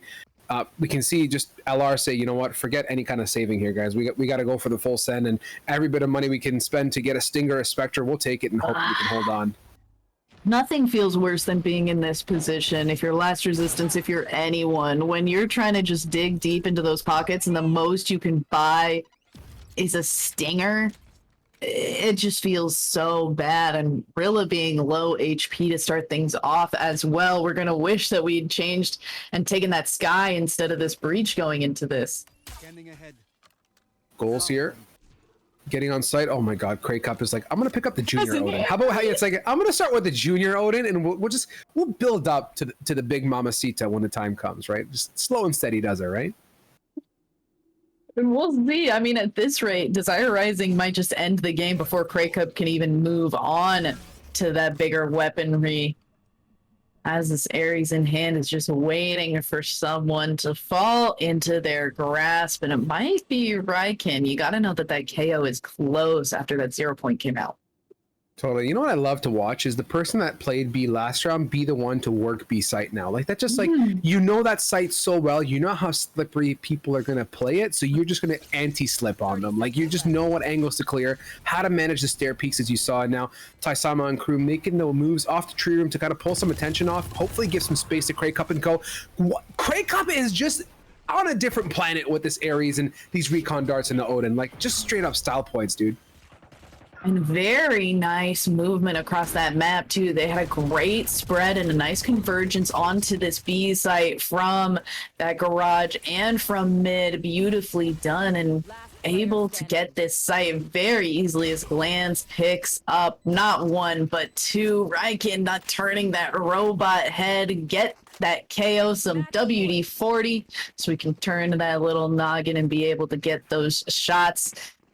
Certainly going to need it because Desire Rising on match point here. Craig Cup gonna stick with this Ares and just hope that it's going to be good enough as Retrack upgrading weaponry to that Phantom, saying let's just try to close it out here and now. Yeah, this is the game plan. Of course, we have the big buys, whatever last dollar can reach out for LR. And this is, I'm not expecting anything short of spectacular for Desire Rising. Look at the style pointed up, heavy, long A pressure. And I feel like LR has read their books really well. They've gone for the 3-stack. They've already pulled the rotate of that KO, who's migrating off as well now. So it's crunch time, really, and honestly, do or die, Becky, as they put that pressure in and back away again to kind of slow things down one more time. You've just got to be trying to play with as much slow precision as you can here. I'd be afraid for Freight, who's getting kind of up close. I understand being a little bit scared with that Spectre. Missing that jump there for retrack the first time. It's okay. Second time's the charm. Able to find it that time around. And Vix trying to watch that angle same time, get that high-low alongside a retrack. And there's the haunt to come out. As you mentioned, that 50-second mark where everything is back up and you can go ahead and deploy once more. That Ares ringing out true, and Taisama also just trying to match Cray Cup on that kill feed, but just as I say that, Cray Cup finds yet another, and just like that, in a 5v1 situation, Senti 8 bullets in this headhunter, can't even find one before Desire Rising rise in this game. Yeah, what a showing, and this is such a change up for me. Like, we've seen Last Resistance here on Pit of Valor not once, not twice, many times, more than I can count on 2 sets of hands through 99.1 Pit of Valors to be exact. So to see this now happen, it's a change up. It's a shake up for me, but it really speaks to the tenacity and really the brilliance of what Desire Rising is. As competitors getting this far and doing such a number on Ascent. If they wanted to go to Ascent again, I'd be like, cool, like this is a great pick for them. And not only is it a default that you and I talked about, but it definitely belongs in Desire Rising's map pool, I'd say. And I mean, if Cray Cup can just play with that same machine gun prowess every single time on this map, then yeah, they're going to be doing a phenomenal. That KDA at the end of that game ending up being 21-4, didn't even ever die since moving on to that attacking side. So certainly somebody to watch out for, but Taisama also doing a phenomenal job at 20-5. They narrowly were just fighting for that top spot in that last round. Phenomenal job from the side of Desire Rising, and a team that is moving on into our semi-finals. We're going to have 4 teams left, slowly dwindling them down to 2 who will play for the finals. And that big money prize pool that we have to offer as a thanks to Community Gaming, Control, and Metafy. Thank you so much to our sponsors. We're going to go to a short break. And if you're looking for a little more information about us, you stumbled upon to the stream, check out GL Gaming Lounges on our Discord or our Twitter, and you can find pretty much anything you'd need to know about us. In that time, we're going to be right back.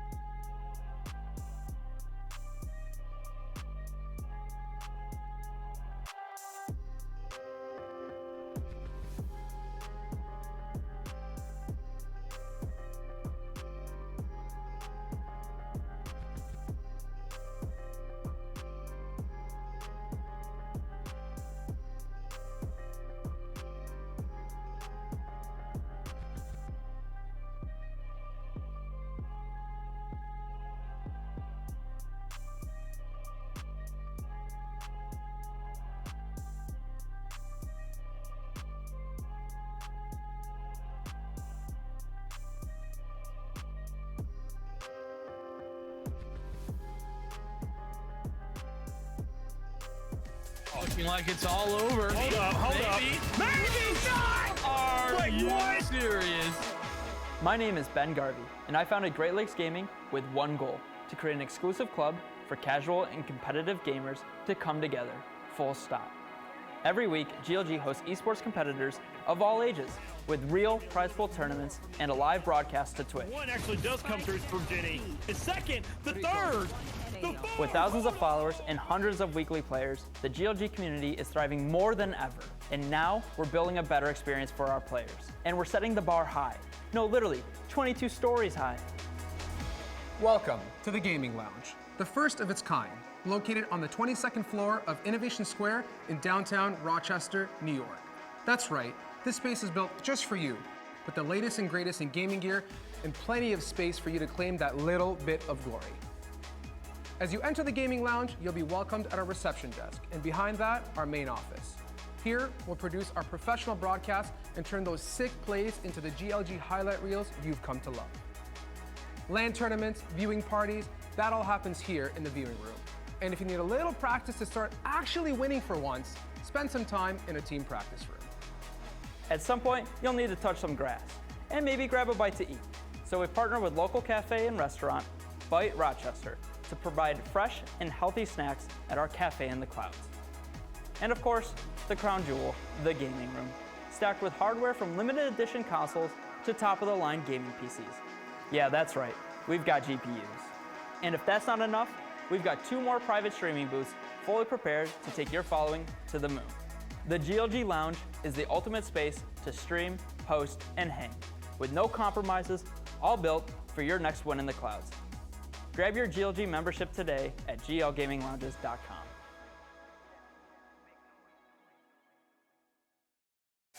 Looking like it's all over. Maybe not! Are Wait, you what? serious? My name is Ben Garvey, and I founded Great Lakes Gaming with one goal: to create an exclusive club for casual and competitive gamers to come together, full stop. Every week, GLG hosts esports competitors of all ages with real prize pool tournaments and a live broadcast to Twitch. One actually does come through from Jenny. The second, the third, the fourth. With thousands of followers and hundreds of weekly players, the GLG community is thriving more than ever. And now we're building a better experience for our players. And we're setting the bar high. No, literally, 22 stories high.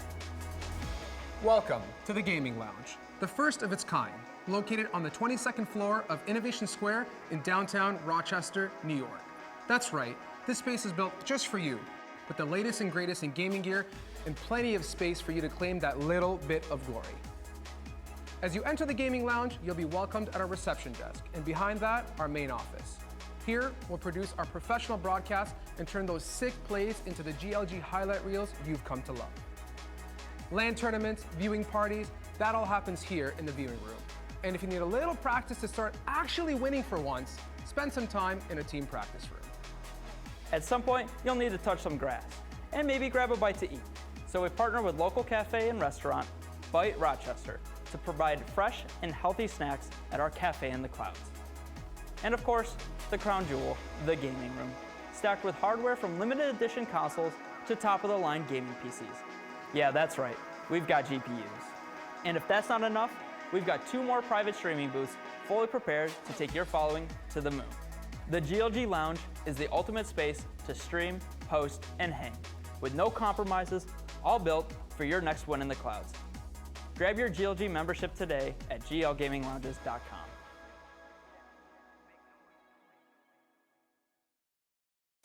Looking like it's all over. Maybe not! Are Wait, you what? serious?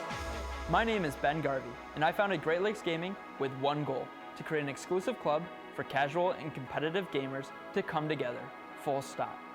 Every week, GLG hosts esports competitors of all ages with real prize pool tournaments and a live broadcast to Twitch. One actually does come through from Jenny. The second, the third, the fourth. With thousands of followers and hundreds of weekly players, the GLG community is thriving more than ever. And now we're building a better experience for our players.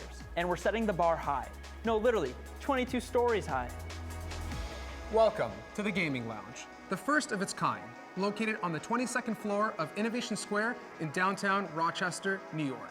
That's right, this space is built just for you, with the latest and greatest in gaming gear and plenty of space for you to claim that little bit of glory. As you enter the gaming lounge, you'll be welcomed at our reception desk, and behind that, our main office. Here, we'll produce our professional broadcasts and turn those sick plays into the GLG highlight reels you've come to love. LAN tournaments, viewing parties, that all happens here in the viewing room. And if you need a little practice to start actually winning for once, spend some time in a team practice room. At some point, you'll need to touch some grass and maybe grab a bite to eat. So we partner with local cafe and restaurant, Bite Rochester, to provide fresh and healthy snacks at our cafe in the clouds. And of course, the crown jewel, the gaming room, stacked with hardware from limited edition consoles to top-of-the-line gaming PCs. Yeah, that's right, we've got GPUs. And if that's not enough, we've got 2 more private streaming booths fully prepared to take your following to the moon. The GLG Lounge is the ultimate space to stream, post, and hang, with no compromises, all built for your next win in the clouds. Grab your GLG membership today at glgaminglounges.com.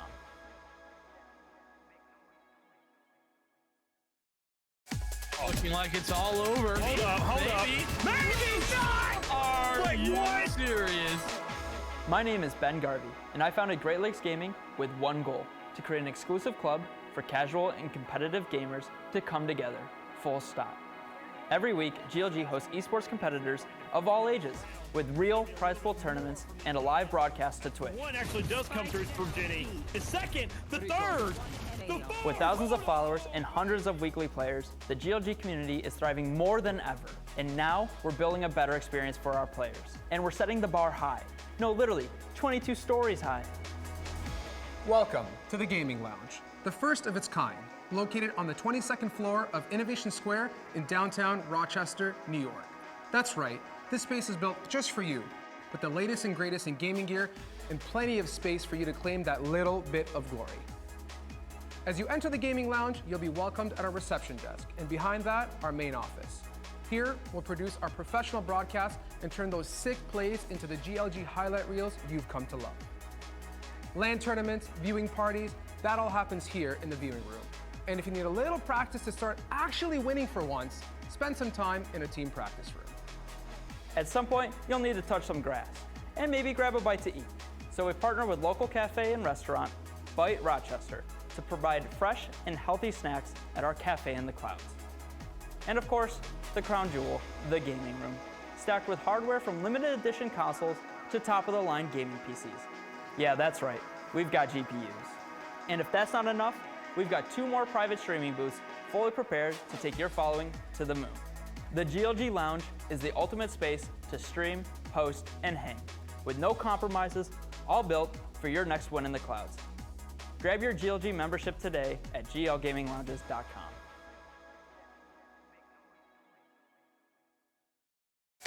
Looking like it's all over. Hold up. Maybe not! Are you serious? My name is Ben Garvey, and I founded Great Lakes Gaming with one goal: to create an exclusive club for casual and competitive gamers to come together, full stop. Every week, GLG hosts esports competitors of all ages with real prize pool tournaments and a live broadcast to Twitch. One actually does come through from Jenny. The second, the third, the fourth. With thousands of followers and hundreds of weekly players, the GLG community is thriving more than ever. And now we're building a better experience for our players. And we're setting the bar high. No, literally, 22 stories high. Welcome to the Gaming Lounge, the first of its kind, located on the 22nd floor of Innovation Square in downtown Rochester, New York. That's right, this space is built just for you, with the latest and greatest in gaming gear and plenty of space for you to claim that little bit of glory. As you enter the Gaming Lounge, you'll be welcomed at our reception desk, and behind that, our main office. Here, we'll produce our professional broadcasts and turn those sick plays into the GLG highlight reels you've come to love. LAN tournaments, viewing parties, that all happens here in the viewing room. And if you need a little practice to start actually winning for once, spend some time in a team practice room. At some point, you'll need to touch some grass and maybe grab a bite to eat. So we partner with local cafe and restaurant, Bite Rochester, to provide fresh and healthy snacks at our cafe in the clouds. And of course, the crown jewel, the gaming room, stacked with hardware from limited edition consoles to top-of-the-line gaming PCs. Yeah, that's right, we've got GPUs. And if that's not enough, we've got 2 more private streaming booths fully prepared to take your following to the moon. The GLG Lounge is the ultimate space to stream, host, and hang, with no compromises, all built for your next win in the clouds. Grab your GLG membership today at glgaminglounges.com.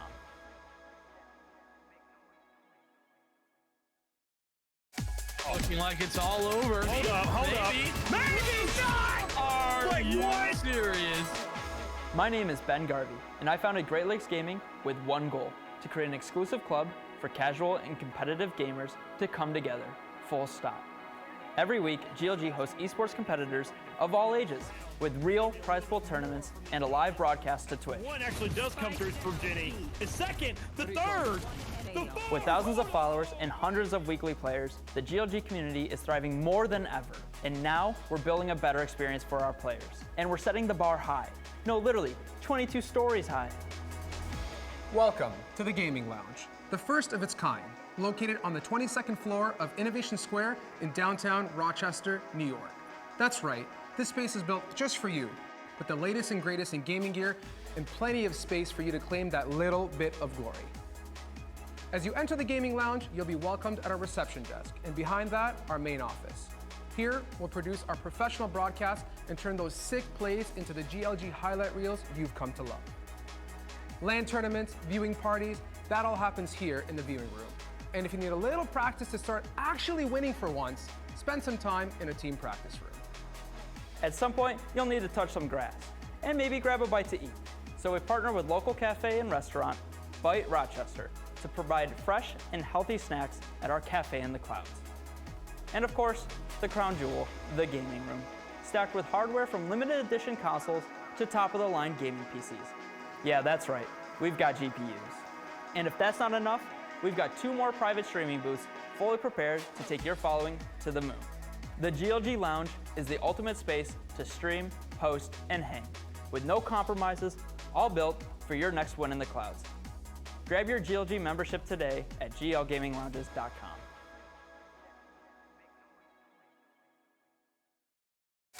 Looking like it's all over. Hold up. Maybe not! Are you serious? My name is Ben Garvey, and I founded Great Lakes Gaming with one goal: to create an exclusive club for casual and competitive gamers to come together, full stop.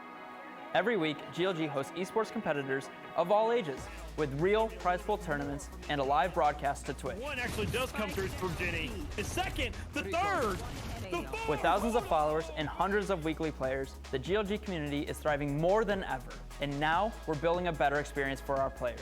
And we're setting the bar high. No, literally, 22 stories high. Welcome to the Gaming Lounge, the first of its kind, located on the 22nd floor of Innovation Square in downtown Rochester, New York. That's right, this space is built just for you, with the latest and greatest in gaming gear and plenty of space for you to claim that little bit of glory. As you enter the Gaming Lounge, you'll be welcomed at our reception desk, and behind that, our main office. Here, we'll produce our professional broadcasts and turn those sick plays into the GLG highlight reels you've come to love. LAN tournaments, viewing parties, that all happens here in the viewing room. And if you need a little practice to start actually winning for once, spend some time in a team practice room. At some point, you'll need to touch some grass and maybe grab a bite to eat. So we partner with local cafe and restaurant, Bite Rochester, to provide fresh and healthy snacks at our cafe in the clouds. And of course, the crown jewel, the gaming room, stacked with hardware from limited edition consoles to top-of-the-line gaming PCs. Yeah, that's right, we've got GPUs. And if that's not enough, we've got 2 more private streaming booths fully prepared to take your following to the moon. The GLG Lounge is the ultimate space to stream, host, and hang, with no compromises, all built for your next win in the clouds. Grab your GLG membership today at glgaminglounges.com.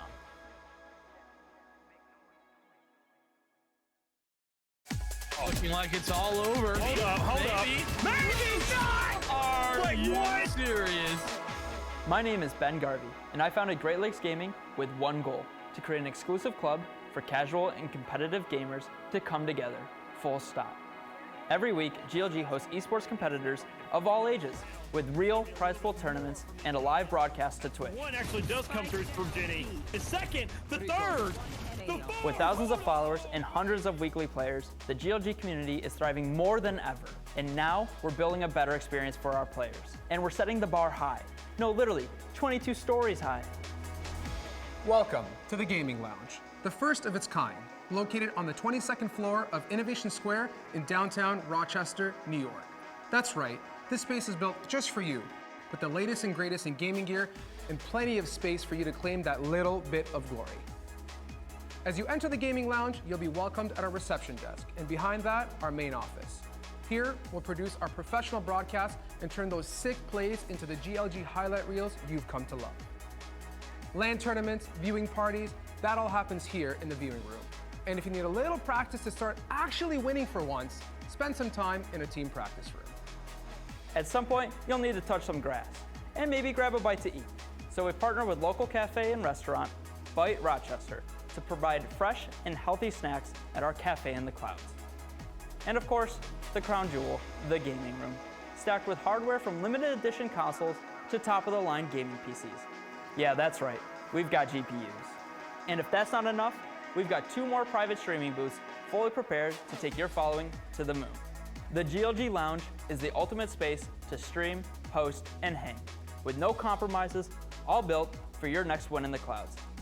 Grab your GLG membership today at glgaminglounges.com.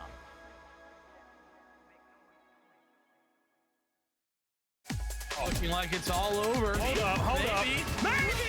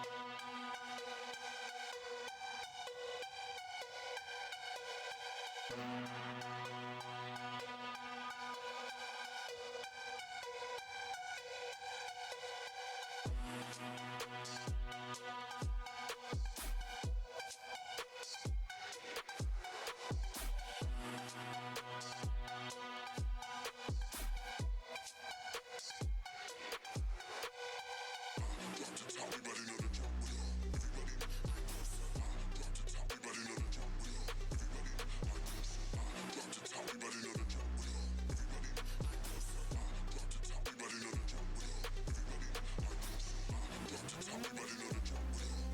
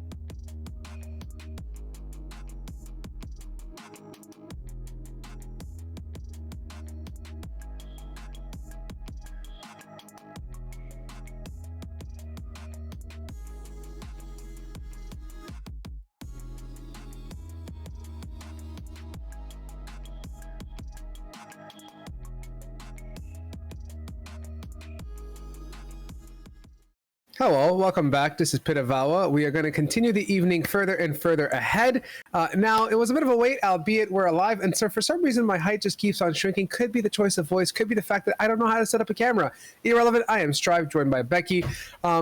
Becky, I don't know what you did with your time. I mean, well, we know what we did with our time. Not casters, what am I saying? Viewers, I don't know what you guys got up to. Drop it in chat what you managed to accomplish in the past 1 hour-ish, 45 minutes of waiting. Hopefully it's productive. If not, well, here we are now. We're getting further and further. Last Resistance Order versus Nebula Esports on Breeze, and the show continues. It does continue, and we're so excited for it to do so. That's just one of the downsides to being these. Whoa. It's just one of the downsides to being these later casters. There's only 4 teams remaining, which means that we have to wait for pretty much all of those teams to wrap up their games and get to the point where we actually have a match to cast. It's not like we can just jump around, keep the ball rolling. So we're so sorry that it took that long, but we're here. We're ready to go. Well, we're getting our players ready to go, and we will be going to Breeze, which personally is not one of my favorite maps in the world. I think that it's a little bit solved as far as agents are concerned. We get to see a lot of the same agents time and time again, and there's not as much variety. So that's going to be the first thing that I'm looking for going into this map. I don't want to see a mirror match. I want to see something spicy to go into this night. Demanding Becky is, and I agree with 110% of it. We want to see difference. We want to see contrast. We want to see energy and vibrance. We got that on Ascent. We got a great matchup. So for those that are keeping track, this is Last Resistance Order, not the Last Resistance that we just observed earlier on. So keep your eyes peeled as we get into agent selection here, and we'll see just how much of the dreams and desires come to be and how much contrast we really do end up with. And so far, given what I am seeing with my lovely 2 eyes, we are getting some differences, and that's going to set us up nicely. Yeah, I mean, okay. I asked for spice. I was not expecting to see 2 kind of different agent picks than we're used to seeing. That Fade and that Sky going to be a big difference to the more typical, as you can see on the left side of the screen, KO and Sova, that I would more canonically call like those. Last Resistance has done exactly what I would have expected every single team to bring onto this map. If I was going to have to like give a percentage for how often those 5 agents are locked in on the map of Breeze, I would say that it is upwards of like 95%. And there we go. The Chamber, just to finish it all off. Nebula basically are only making a difference here in the 2 initiator choices, and even still, they're following along the guidelines. Instead of the Sova, we're doing the Fade, going to use the Haunts instead of the Recon Bolts, and instead of those pop flashes that we're getting from the flash drive that KO has, instead we're going to throw a flock of birds at our opponents with this Sky. So just a little bit of difference, but overall the same kind of vibe, but I do appreciate the bit of spice, and maybe some of that little close range energy that we're getting to see in the difference between those abilities for that Sky and that Fade for Nebula's squad.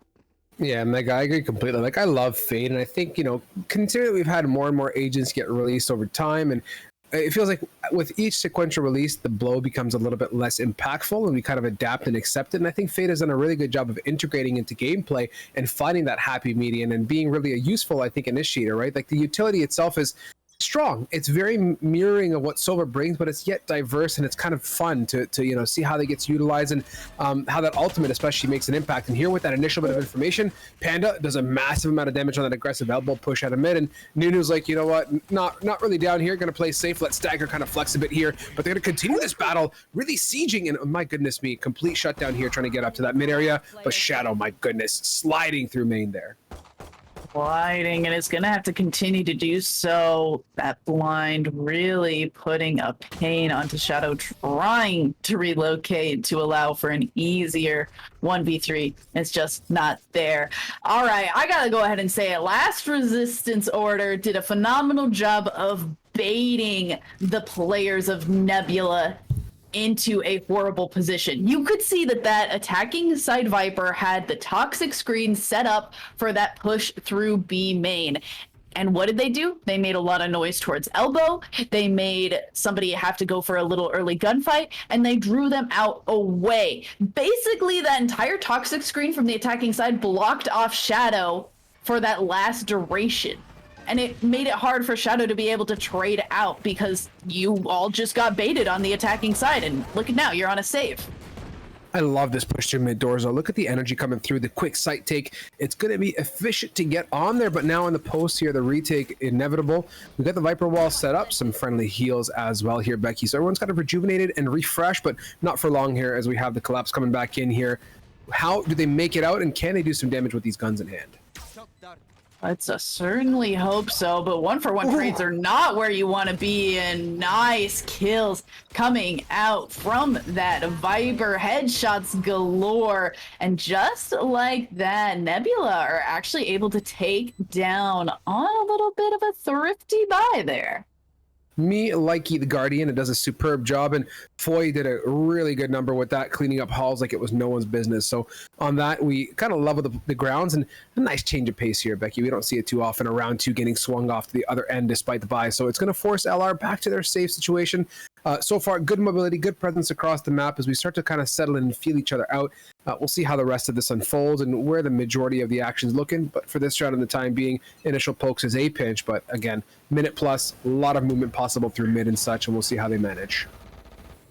It's going to be a lot harder to manage any kind of aggression for Nebula with that Viper utility here. Haunt's going to be able to come out, allow for this push past those toxic screens, and just like that, Shadow on to site has the bomb, but they're trying to lock down a few more kills before we dedicate.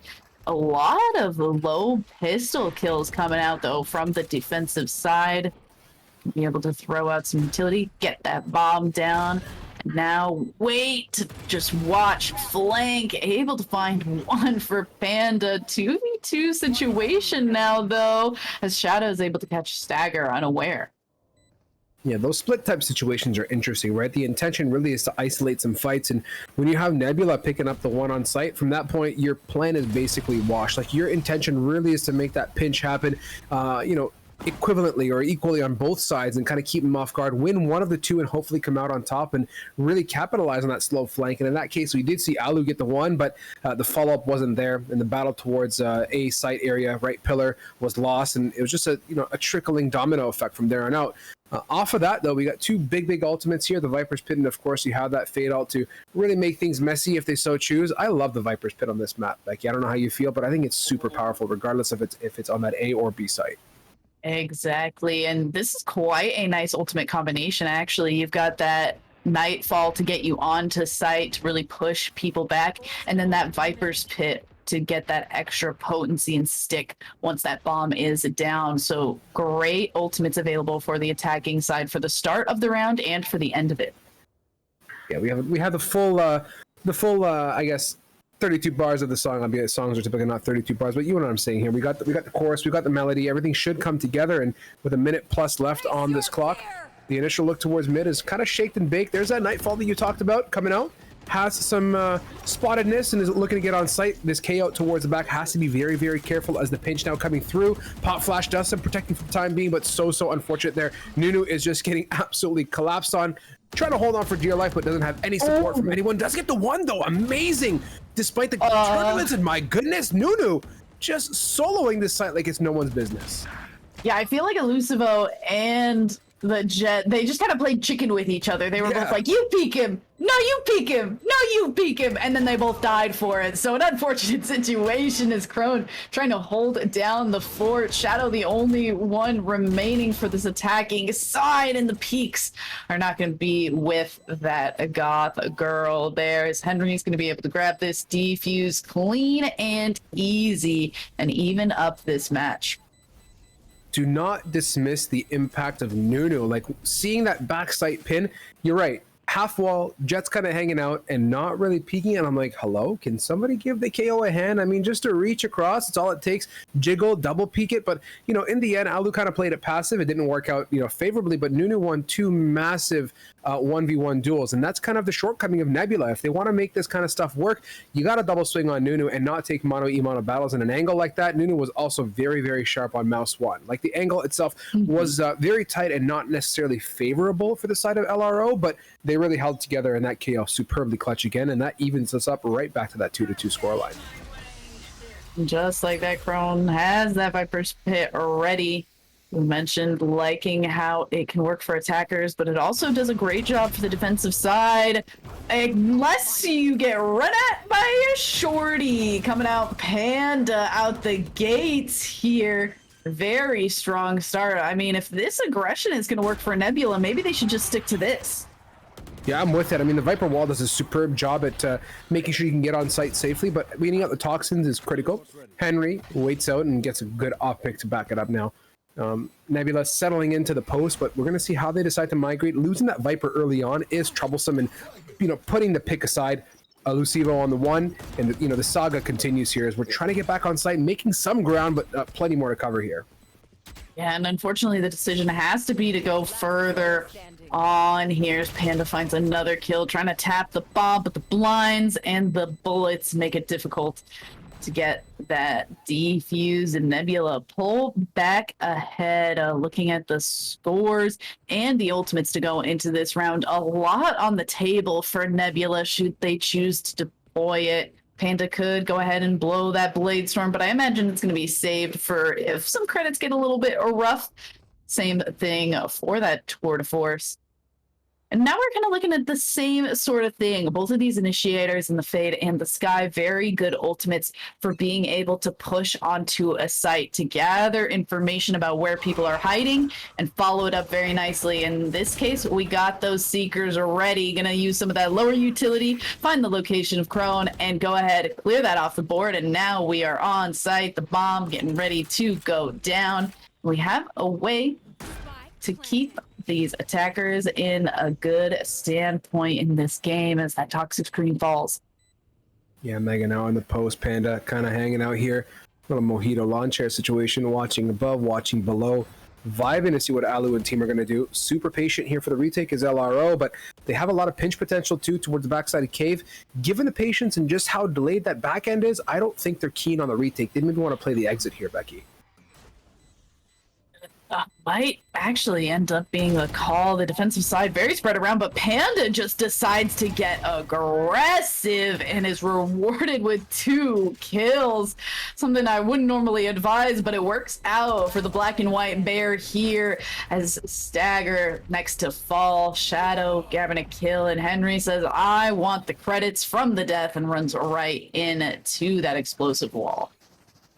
Talking about tempo for a second, I love Nebula's play. Like on that knowing on a pistol, whether intentional or not, to have the Haunt go in, bait out the shots from Crone, send in a Trailblazer, yet again bait out the shots from Crone, and then land up with a nice swing right out into Crone. And Crone just completely I have like 2 bullets in my, mediocre pistol pea shooter classic, gets clapped. And from there, Viper Wall's up, everyone's dashing in, site control comes to follow. So I think Nebula really have a good rhythm and flow to the way they get on these sites. And that's critical on an attacker side of Breeze. You really have a lot of gaps to close. And I don't want to say not a lot of time to do it, but you got to work fast if you don't want to get clapped by the defensive squad. And we'll see if they work fast once again. We've seen them have success with it before, and can they find it again? A little bit of a cloud burst to hide, and it's fuel to find a lot of kills and start this off. Takes down that KO, a chance for resurrection, but Henry with that operator, it's a little bit difficult to get in a situation to go for it, and Panda's gonna not even allow it to happen. This toxic screen blocking off a lot of vision for the remaining 2 defensive members. Yeah, oh no, are we gonna get knifed? Oh my God. Okay. Okay, we didn't get the knife. We got Henry on the one, but I would have rather had the knife than see Henry get that pick. I'll be, if I wanted one bargain, that would have been the one. So trying to save that up, running for dear life, lacing up those Jordans. Oh my goodness me, so darn close, but 25 HP might cut it here. Yeah, it looks like it will be enough, but I think they heard some footsteps, so we might be able to try and get an exit here. Good for 1, changes to the Headhunter, but Shadow not gonna allow for that operator to live on the board. Doesn't look like we're gonna decide to pick it up either, which I think can tend to say a lot about an attacking Jet and Viper's kind of style and tempo that they anticipate having for future rounds. Yeah, again, as we kind of get further and further into this half, I think Nebula has found a pattern that is working. Like on that A take, or rather that B take, sorry, that tailwind updraft combination from the Jet to get in on top of that pillar, necessarily wasn't to gain anything minus just attention, right? And from there, the rest of the team came through, got a clean pick onto connector. So this type of diversity, these types of plays are stuff that catches the opposition off guard, and it's very difficult to make micro adjustments and to be able to worry about, like, he's on top, where is he going? Is he dropping down? Is he back sight? No, the rest of the team is rushing in, and while you're thinking, you're getting your head taken off. So if Nebula continues on with this type of pattern, and like we said, the tempo and I guess decisiveness of their takes, I think they're really set up for success. And to see the timeout from LRO now tells me they're definitely keen on making the adaptation early, because again, if this continues, that 10-2 half, which is where it could potentially land up, will be immensely detrimental and is not a fun climb back. Yeah, we likely have some very similar coaches for both of these Last Resistance squads, as we just watched Last Resistance on our last map as well. We saw them take a timeout at the 2-4 score line. Unfortunately for them, it wasn't enough for them to get a whole lot back into the game. They still ended up kind of taking a little bit of a beating. So hopefully Last Resistance Order not going to fall into that same kind of trap as their comrades here, dashing and cloud bursting onto the site. A ton of space taken by that Jet, and the aggression once again is just not going to stop from Nebula. LRO on this flank type game has been like strong. Like, I'll give them credit. Like, they are flanking, but is it really value add, right? Like, is giving up the site working? I don't think so. Do they need to hold more firm? Maybe abandon mid, play a 3-2 split? I don't know, but this passivity hasn't been the spiciest piece of the pie, and my goodness me, that shot was definitely a bit of spice indeed. And it's Nebula again doing much of the same. They get on site and they just hold it, play steady, pick it off, and Henry for the one. Henry cannot get the follow-up. Heartbreaking is, again, the gap continues to build. Yeah, and that first shot from Henry was actually really nice and almost had that nice little flick to transfer to the next one. Unfortunately, it's just not able to continue to connect, but Darblaz, thankfully for them, does have that tour de force to go into this round, so going to be able to save on credits there, not like Nebula really needs to in this situation. The team that's really digging in their heels is Last Resistance Order. It's kind of a rough situation here. A lot of players going down to very low dollar bills, and we'll see. They've really got to start to come back into this, and having that Hunter's Fury at the right... Yeah. Where have those shots been, Henry? For real, though. I don't know if the postcard showed up late. Pigeon mail, owl mail, whatever it was, took a minute to arrive. But dang, that quick scope was nice. And now right back to safety. So for the first, couple rounds we haven't seen, it's LRO looking pretty darn good off that. I mean, that's kind of what you want to do, especially on that chamber. I mean, normally when you're getting that aggressive with that rendezvous in place, but didn't even need to use it there. Is completely safe. Now just watching that long angle once again, very far back, and with a buddy as well. Unfortunately for them, that's not the site that we're going on to, as Alu is just tapping from that angle and finds a kill. And now Nebula low on agents here, 3-4. And this could potentially end up being a little bit rough, but Panda is on the case.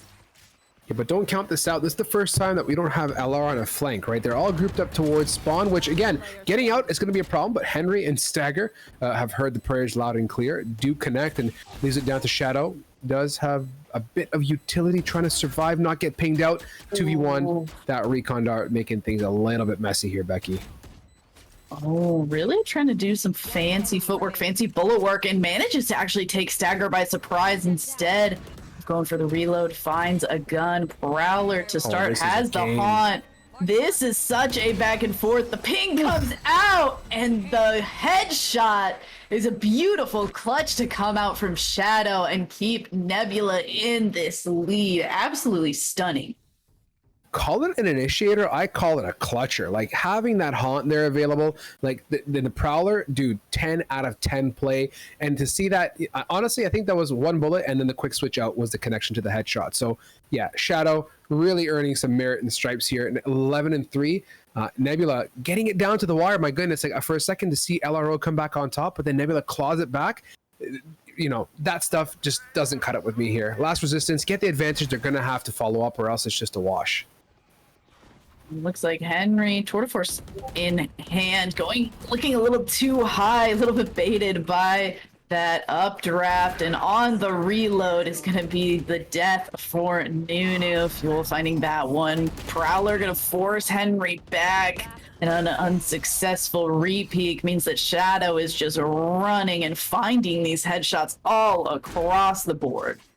Yeah, this is I feel like we're on Ascent, but we're on Breeze. Like, I feel like a repeat coming almost, and it's much of the same type of play. Like, you have to appreciate Nebula's micro and how they're just so good at getting on site. Like, despite Panda's botch tailwind updraft towards B, the rest of the team doesn't fall away and allow, one missed portion of the strategy to halt them from getting on that site. They will back each other up, Setting your duelist in is one thing. Having 4 people kind of come out as a caboose to back it, that's a whole different part of the game, and that's a bit of trust and commitment to make that happen. And again, same type of concept here. Wherever they go as a group, and Nebula sticking together like a pack of wolves.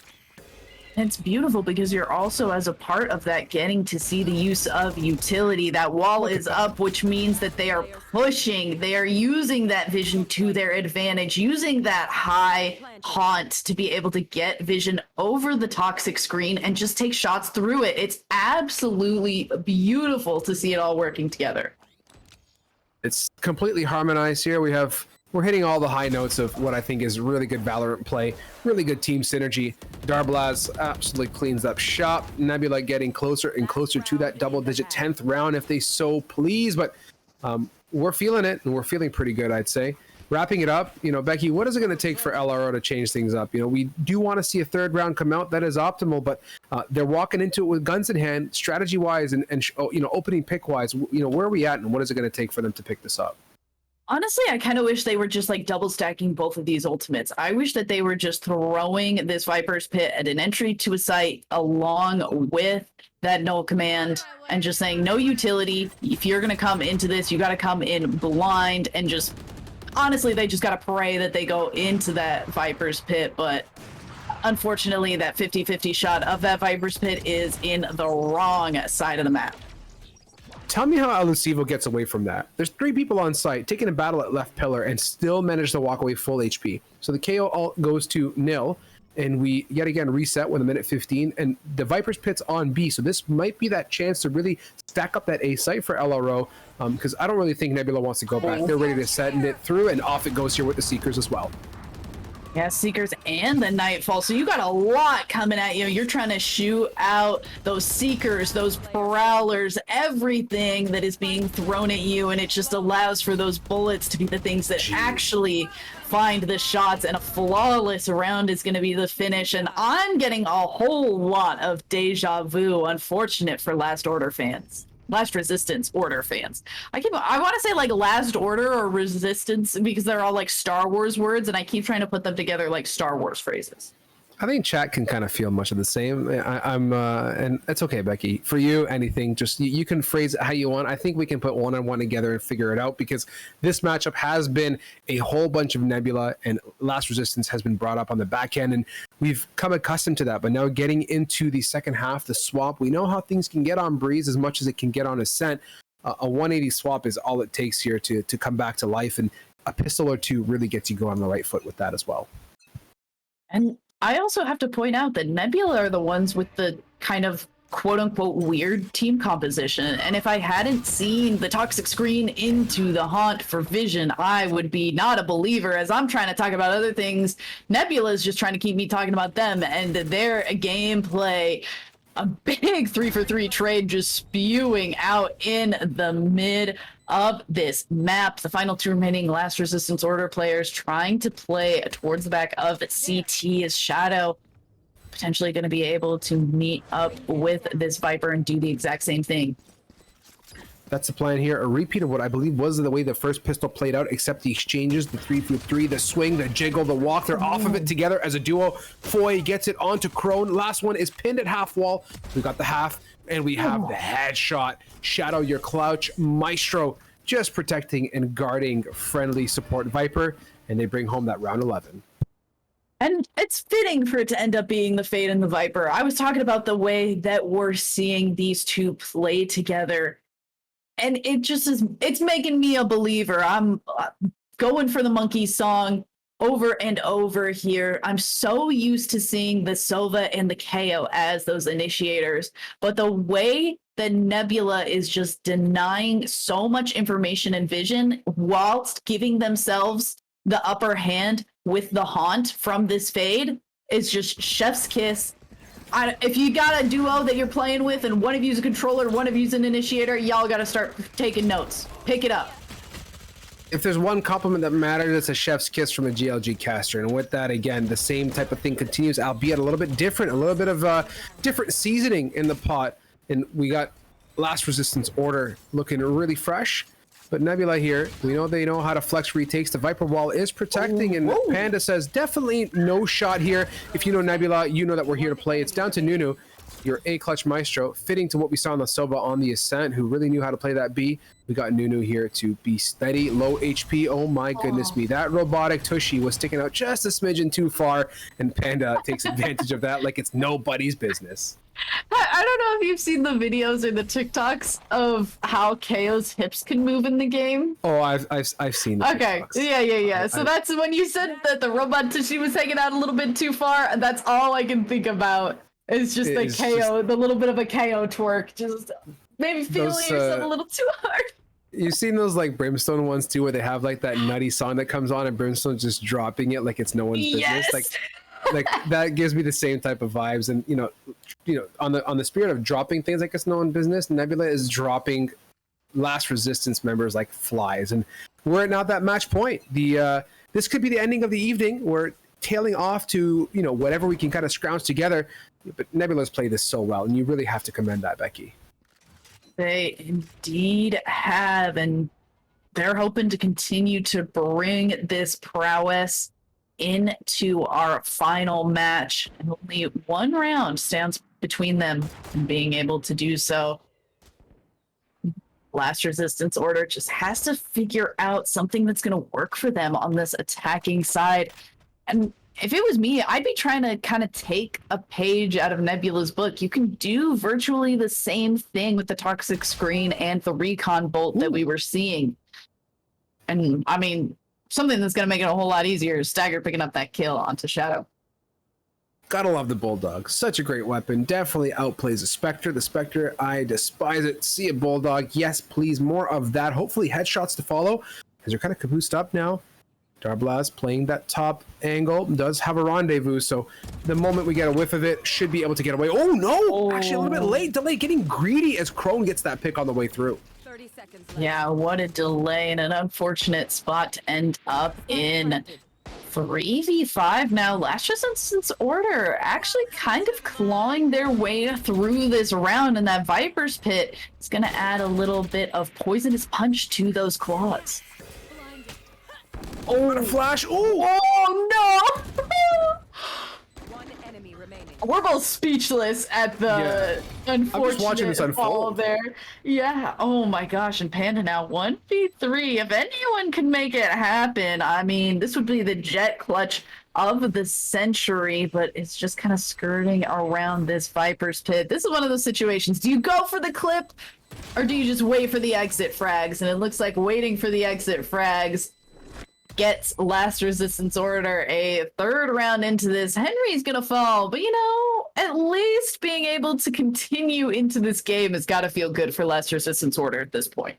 Yeah, super. I mean, Alu's dropping that ka-chow, that little bit of flavor on top that gets me going. I'm so grateful that we got that round. It gives me really something to look forward to. Now you got to look at the opposition now and see what Nebula is sitting on. They are leaning on a very, very light buy. You got Alusivo on that Bucky, could be a differentiating factor, but given how things have kind of shifted, we're going to be looking for Nebula to say. But we talk about this time in, time out, Becky. Rounds equals comfort. You have so much that you can, be okay losing and still come back, and 9 rounds is a huge, huge cushion to work with. And something that Last Resistance Order just has themselves backed up against a wall. They're forced to buy up every single round, and that does lead to some of these kind of broken buys time and time again. A Guardian compared to some of these other guns could be unfortunate. And immediately as I say that, Crone says, how about you keep your mouth shut about my Guardian? I am a gamer and I came to play. Nebula now straight up ripping a page out of LRO's flank strategy here. They got that chamber kind of lurking towards Nest, waiting for the crew to show up out of main and I believe elbow type connector area. So the pinch is a little bit different, not necessarily spawn oriented. Is it going to be enough to catch LRO off? I think probably not here, considering Crone is already pushed up and knows exactly what's happening. And they're going to be playing their angles so intently. And this is a nice little crossfire from this main entry and CT that could catch people in unfortunate situations, except for that Alu's got to keep watching. Nice trades back and forth, but we're in a 2v2, but now in a 2v1. Nalasivu low on HP. Well, as for Crone, 3 kills on the round, but 4 rounds for Last Resistance Order. Crone really tidy on that Guardian work as well. Was a member that contributed drastically in hauls in the prior half and now carrying much of the same. So we get LRO pulling the time out. The consultation within the team is probably like, wait a minute, guys, like what have we just done and why is it working and what do we need to continue to push on and lean on to get these rounds to come to be? I mean, hitting on critical points, Nebula have just not been on top of their funds. Obviously, they've been a little bit lacking, and that's kind of segued in. But now getting into a buy round, this is critical for LRO. They need to carry that same type of mentality and maybe even look to pick off a couple critical key members of Nebula that would be utility or anything that's unfavorable to them to be able to attack and get on a site correctly. I mean, you said it. So far, these last 2 rounds, they've been able to do it. And they just have to keep that up. The unfortunate part is they also have to not kind of get seen through by Nebula. The moment that Nebula figures out at the same time what's working and start to make adaptations, you just got to hope that Last Resistance Order is able to make those adaptations on the fly within these rounds, or they're going to find themselves just seeing that defeat screen here. Nebula just gets to sit on match point, that cushion looking quite nice for them. This is different though. Look on that mini map. Observe that Viper wall that is splitting the site straight diagonally. That's something fresh to me, and it's really clean because it's going to do a lot of good segregation. But so much for Viper walls even segregating. Maybe you won't even get a chance to pop up and see it kind of do its magic. But the opening pick very quickly, LRO wipe off that chamber. So expect a bit more comfort and less aggression as you typically see a chamber looking for a pick and rendezvous type play. Unfortunately, not able to do that. That rendezvous was in place, but not able to get out that sticky situation. And we talked about Nebula on the attacking side being able to do this, and we're trying to see it come out from Last Resistance Order. Unfortunately, the grouping actually ends up working in Panda's favor, and as quickly as we were starting to see Last Resistance Order come back, we are seeing the door close, and it's all coming up Nebula. Yeah, that was a stomp of a first half. It segued into a bit of a rough left and right second half, and it kind of took to that point just to build the economy. For me, it's just brutal on Breeze to come back with so many rounds differentiating you from your opposition. This evening's been a messy one. I think one of the messier Pit of Valors that you and I have been in. Now from Ascent, going on to Breeze, what does Grand Finals have in store? That's a question to remain, but I have to say congratulations to Nebula. They played that superbly clean. Superbly clean, and we'll hope that they get to continue to play superbly clean, as they will be one of 2 teams going into our final match of the evening. We're gonna read through some things before we get into a break and get you into that finals match. The first of which is, if you're a Pit of Valor fan, you should know that we are on week 99 going into next week, which is going to be 99.1. Why 99.1, you ask? We're trying to have a very big show for our hundreds. That's triple digits. That's really important to us. So we are taking a little bit of extra time to make sure that that is a show worthy of watching. But if you're interested in more tournaments like the Pit of Valor, GLG does also offer Val and Chill on Saturday. Same setup as the Pit of Valor, so get yourself involved in that way as well. Anything else you want to throw at the lovely people who are paying attention to us right now, Strive? There is no option. You must be paying attention, and you got to pay attention because a shout out to MSI, who have not only supported us in the past, but have brought the goods again for us here on a weekly basis. For those that know the drill and have gotten used to it, !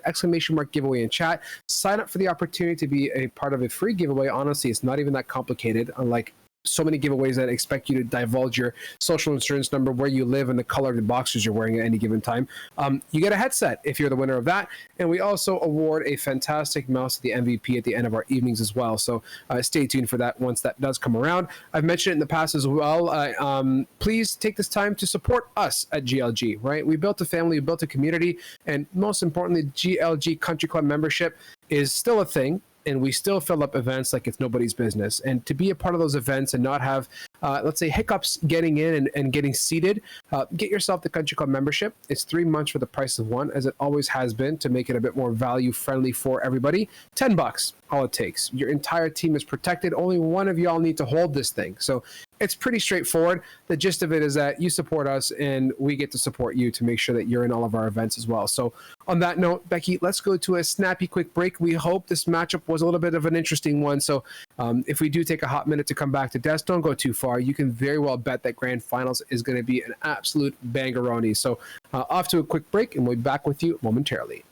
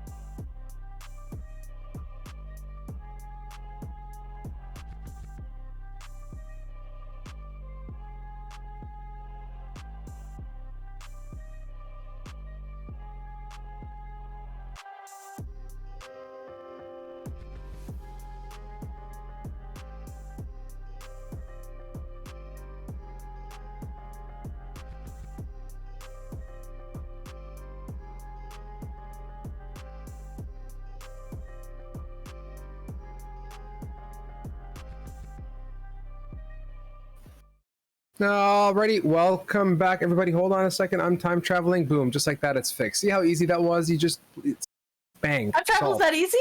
It's that easy. Honestly, this is 2022, teetering on 2023. Think about that for a second. End of July, hello? August is here, along with the end of this evening. Holy cow. What a night. It went by awfully quick, it felt like, but alas, grand finals is upon us. For those that can read and have eyes and they're open looking at a monitor, Nebula versus Desire Rising. The saga continues, grand finals, and we are going back to Ascent. Two notably amazing teams that had such huge impact here tonight, Becky. I'm ready to go. It's going to be a really minty grand finals. I'm so excited. We got to watch both of these teams in some of their games that led up to them making it to this finals position. We're going to be watching Desire Rising and Nebula Esports. And we are, as you can see from the beautiful graphic and down below, that we are going to be going to Ascent. When we get our players all down in their little gamer chairs and ready to go, we will be starting this match up. And we've gotten to see at least what Desire Rising brings to Ascent, and it is quite aggressive, but we also get to see Nebula be very aggressive on Breeze as well. So it's going to be quite interesting to see the difference between these two teams and how it is going to shake up since being on here. Since we're still on camera, I got to show off something. I'm going to have my little shill moment while Fate is waiting to start up the game. I recently got a little bit swindled. You're going to be like, why is this one so clean and looks like it hasn't been used? I have another blender bottle that I quite like above this one. It's pink and black, so naturally that's the one that I use more, so that's why this one is clean. But I recently have started, I'm a meal replacement fiend, okay? I wake up late, I stay up late gaming, I wake up, don't give myself enough time to eat breakfast ever. Previously, I've been a little bit of a Soylent person, but since Control has been sponsoring GLG, I was like, you know what? I'll give them a shot. And I'm fully converted. Soylent doesn't make me feel super full. That's never been my problem with this. And their flavors, phenomenal. And it's a nice little bit of a difference. They don't taste as painfully healthy as Soylent does. True. And so I've been quite pleased with Control. So if you're somebody who also stays up too late gaming, don't give yourself enough time for breakfast, check out Control. And a big thank you to Control for being one of the sponsors of GLG and the Pit of Valor, making this all possible as our players in this Agent Select are picking up those characters. You know what Desire Rising is going to go for, that exact same team comp that we saw them take down Last Resistance with. What I'm really looking for is what Nebula is going to bring to the table. Yeah, it's our first bit of the first look at them on this map to see, at least tonight, from my end and Becky's end. Curious, I do see Foy on that Astra, so your prior Jet player, Viper player now occupying that Astra role, which I think still immensely viable agent. Doesn't necessarily get picked out. I think it was Becky and I looking at this cool little stats page on VLR for Copenhagen, and we were looking at kind of the breakdown of different agents that were picked, and it's really cool. Highly recommend everyone in here to go to VLR at some point, look at the Copenhagen rundown, and kind of appreciate the different teams, what they bring, and what agents were selected the most often, and you kind of will then develop a feeling and of what can you expect, but what is different and what you should be looking out for, and to see what is the impact of it. And talk about another impact player, Darblaz on Cypher. It feels like I don't see this agent let enough alone, period, or even on Ascent to begin with. So we have two X Factor agents, that Astra and Cypher, which again, a lot of good controller based picks that utility used correctly could prove to be a mega problem for Desire Rising if they want to get onto any of these sites, or even retake in this case on the first half. Even if Nebula doesn't take home the crown tonight, I gotta give them the crown for bringing innovative team compositions. Breeze, again, is one of those maps where I've always just seen the same agents time and time again, and they brought two fresh new agents into a team comp on Breeze. They're doing it again here. As you mentioned, that Cypher, I'm gonna be watching very closely. Astra used to be a big name on a map like this, and basically all maps, but has fallen out of favor, but is still a pretty solid pick. So I'm very interested to see how this team composition that Nebula is bringing is going to work for them, as they are pushing and forcing Glance to make a quick move back, making sure that Cypher, though, not going to be too much of a problem here. Same with Taisama, very nice defensive picks for these corners being held. Yeah, a lot of stuff though here. This Foy situation at Generator is a bit of a dance back and forth, and as the dance goes on, the song comes to a complete halt. The lights turn on the dance floor, and you are caught with your pants down. And with that, Desire Rising capitalize, get their first round, do a superb job.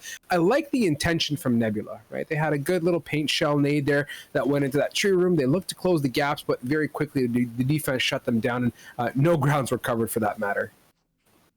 Just like that, we're going to see a lot of sheriffs staying with those pistols for Nebula. We're saving for that next one. Craig Cup, we saw it once before. We're going to see it again. That Odin, the second round Odin pickup. No armor, because the armor that we're going to be getting is through those paper-thin walls that Ascent has. And once again, you know, it's always Tai-Sama and Craig Cup for the side of Desire Rising fighting for that top frag position. And if you're that chamber getting a lot of first bloods, it makes it a lot easier to do that.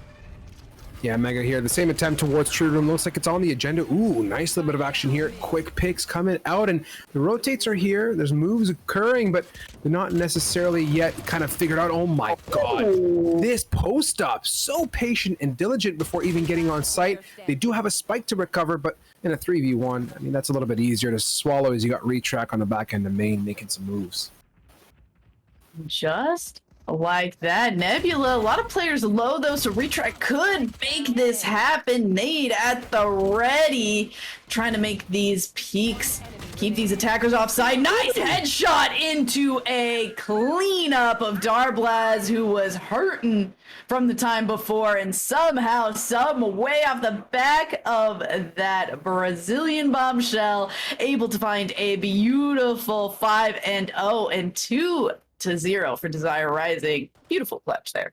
Yes, so tidy, and you got to really appreciate a player that can stay cool, calm, and totally collected in a moment like that, right? Utilizing utility, kind of being able to, you know, some ingenuity, right? Thinking a push is coming, bouncing that nade off to kind of gain some space, work the range, and the team, I think, did a good job probably calming some of the HP situations too. From there, bit of a tap here and there, just so patient. Now getting into the gun round, it's Panda and Elusivo saying, you know what, patience is not on the agenda here. First 15 seconds, let's whack out quick 2 kills, and from now we can kind of just chill out again and use these guns to our advantage, Becky. I mean, now I'm so confused. I'm like, is Desire Rising going to be able to come back in this one that they've already lost 2 players in so early on? Like, they were able to come back from such a crazy round on the last one, and maybe they'll be able to do it again. Glance, finding a nice headshot. Unfortunately, that little robot, almost as annoying as the Killjoy variety as well, but not quite as bad, but it's going to be the death of a Glance there. And now Desire Rising, those 2 initiators are the ones left, and we'll see if they can take down the 3 remaining from Nebula here. Yeah, on the moves now is Cray and Co. trying to get up into heaven. Got to shatter that glass, and that's going to be their first sound cue to kind of probe Nebula to be a little bit more aware of what's occurring in heaven. Cypher Cage, blockade. The pinch is here, but time again is ticking, Becky. Moves got to be made, and they got to come out now. Able to find one person with that owl drone. Unfortunately, the other player is going to be the ones causing difficulties, and it's a little bit harder when you have a Vandal and not that Odin, so we're not able to pick up those kills for Cray Cup there. A rough one. But now we got that Odin in hand, so hopefully we'll be able to get those back for the side of Desire Rising. Able to match the buys going into this one. Digging into some pockets. Shadow's going to have a Bulldog going into this one, but as far as the rest of the teams are concerned, we've got those sweet high-end guns going into this 4th round. Yeah, let's get into it. Seeing how it kind of pans out. I have a thought, but I'm going to summarize it maybe towards the tail end of this round, if not the beginning of the following, because I believe we're kind of just probing for what is, I think, a critical round. You can see Tai-Sama getting a little bit peeky there. Playing the Nebula does have that op, despite having that huge investment, feeling a little bit aggressive. We get the jiggle. Oh, we do. Rendezvous right back out of it. That is what you want to see from that chamber. We talked about it. If you're a chamber, Becky, you got to be reaching out really into the stars to try and get a pick or 2, and it gives you your team so much more to work with when you have that extra body out of the way. And you can just do it so safely, and you were getting to see Jet just be kind of spammed on repeat, the only duelist that you ever saw. Now we're getting to see the Chamber kind of be the only duelist as a result of that same safe play that we're able to see time and time again. That Rendezvous just doing so much work. And speaking of doing a whole lot of work, Nebula's 2 remaining players got to do a whole lot against the 5 alive for Desire Rising, who are very far back for the most part, playing very safe, watching a lot of these corners, making sure that we're sights at the ready to take down everyone from Nebula. Flawless for Desire Rising. We're going to be able to hold on to that Operator and Odin. Those a little bit more expensive guns going to be able to safely stay in the pockets for those players.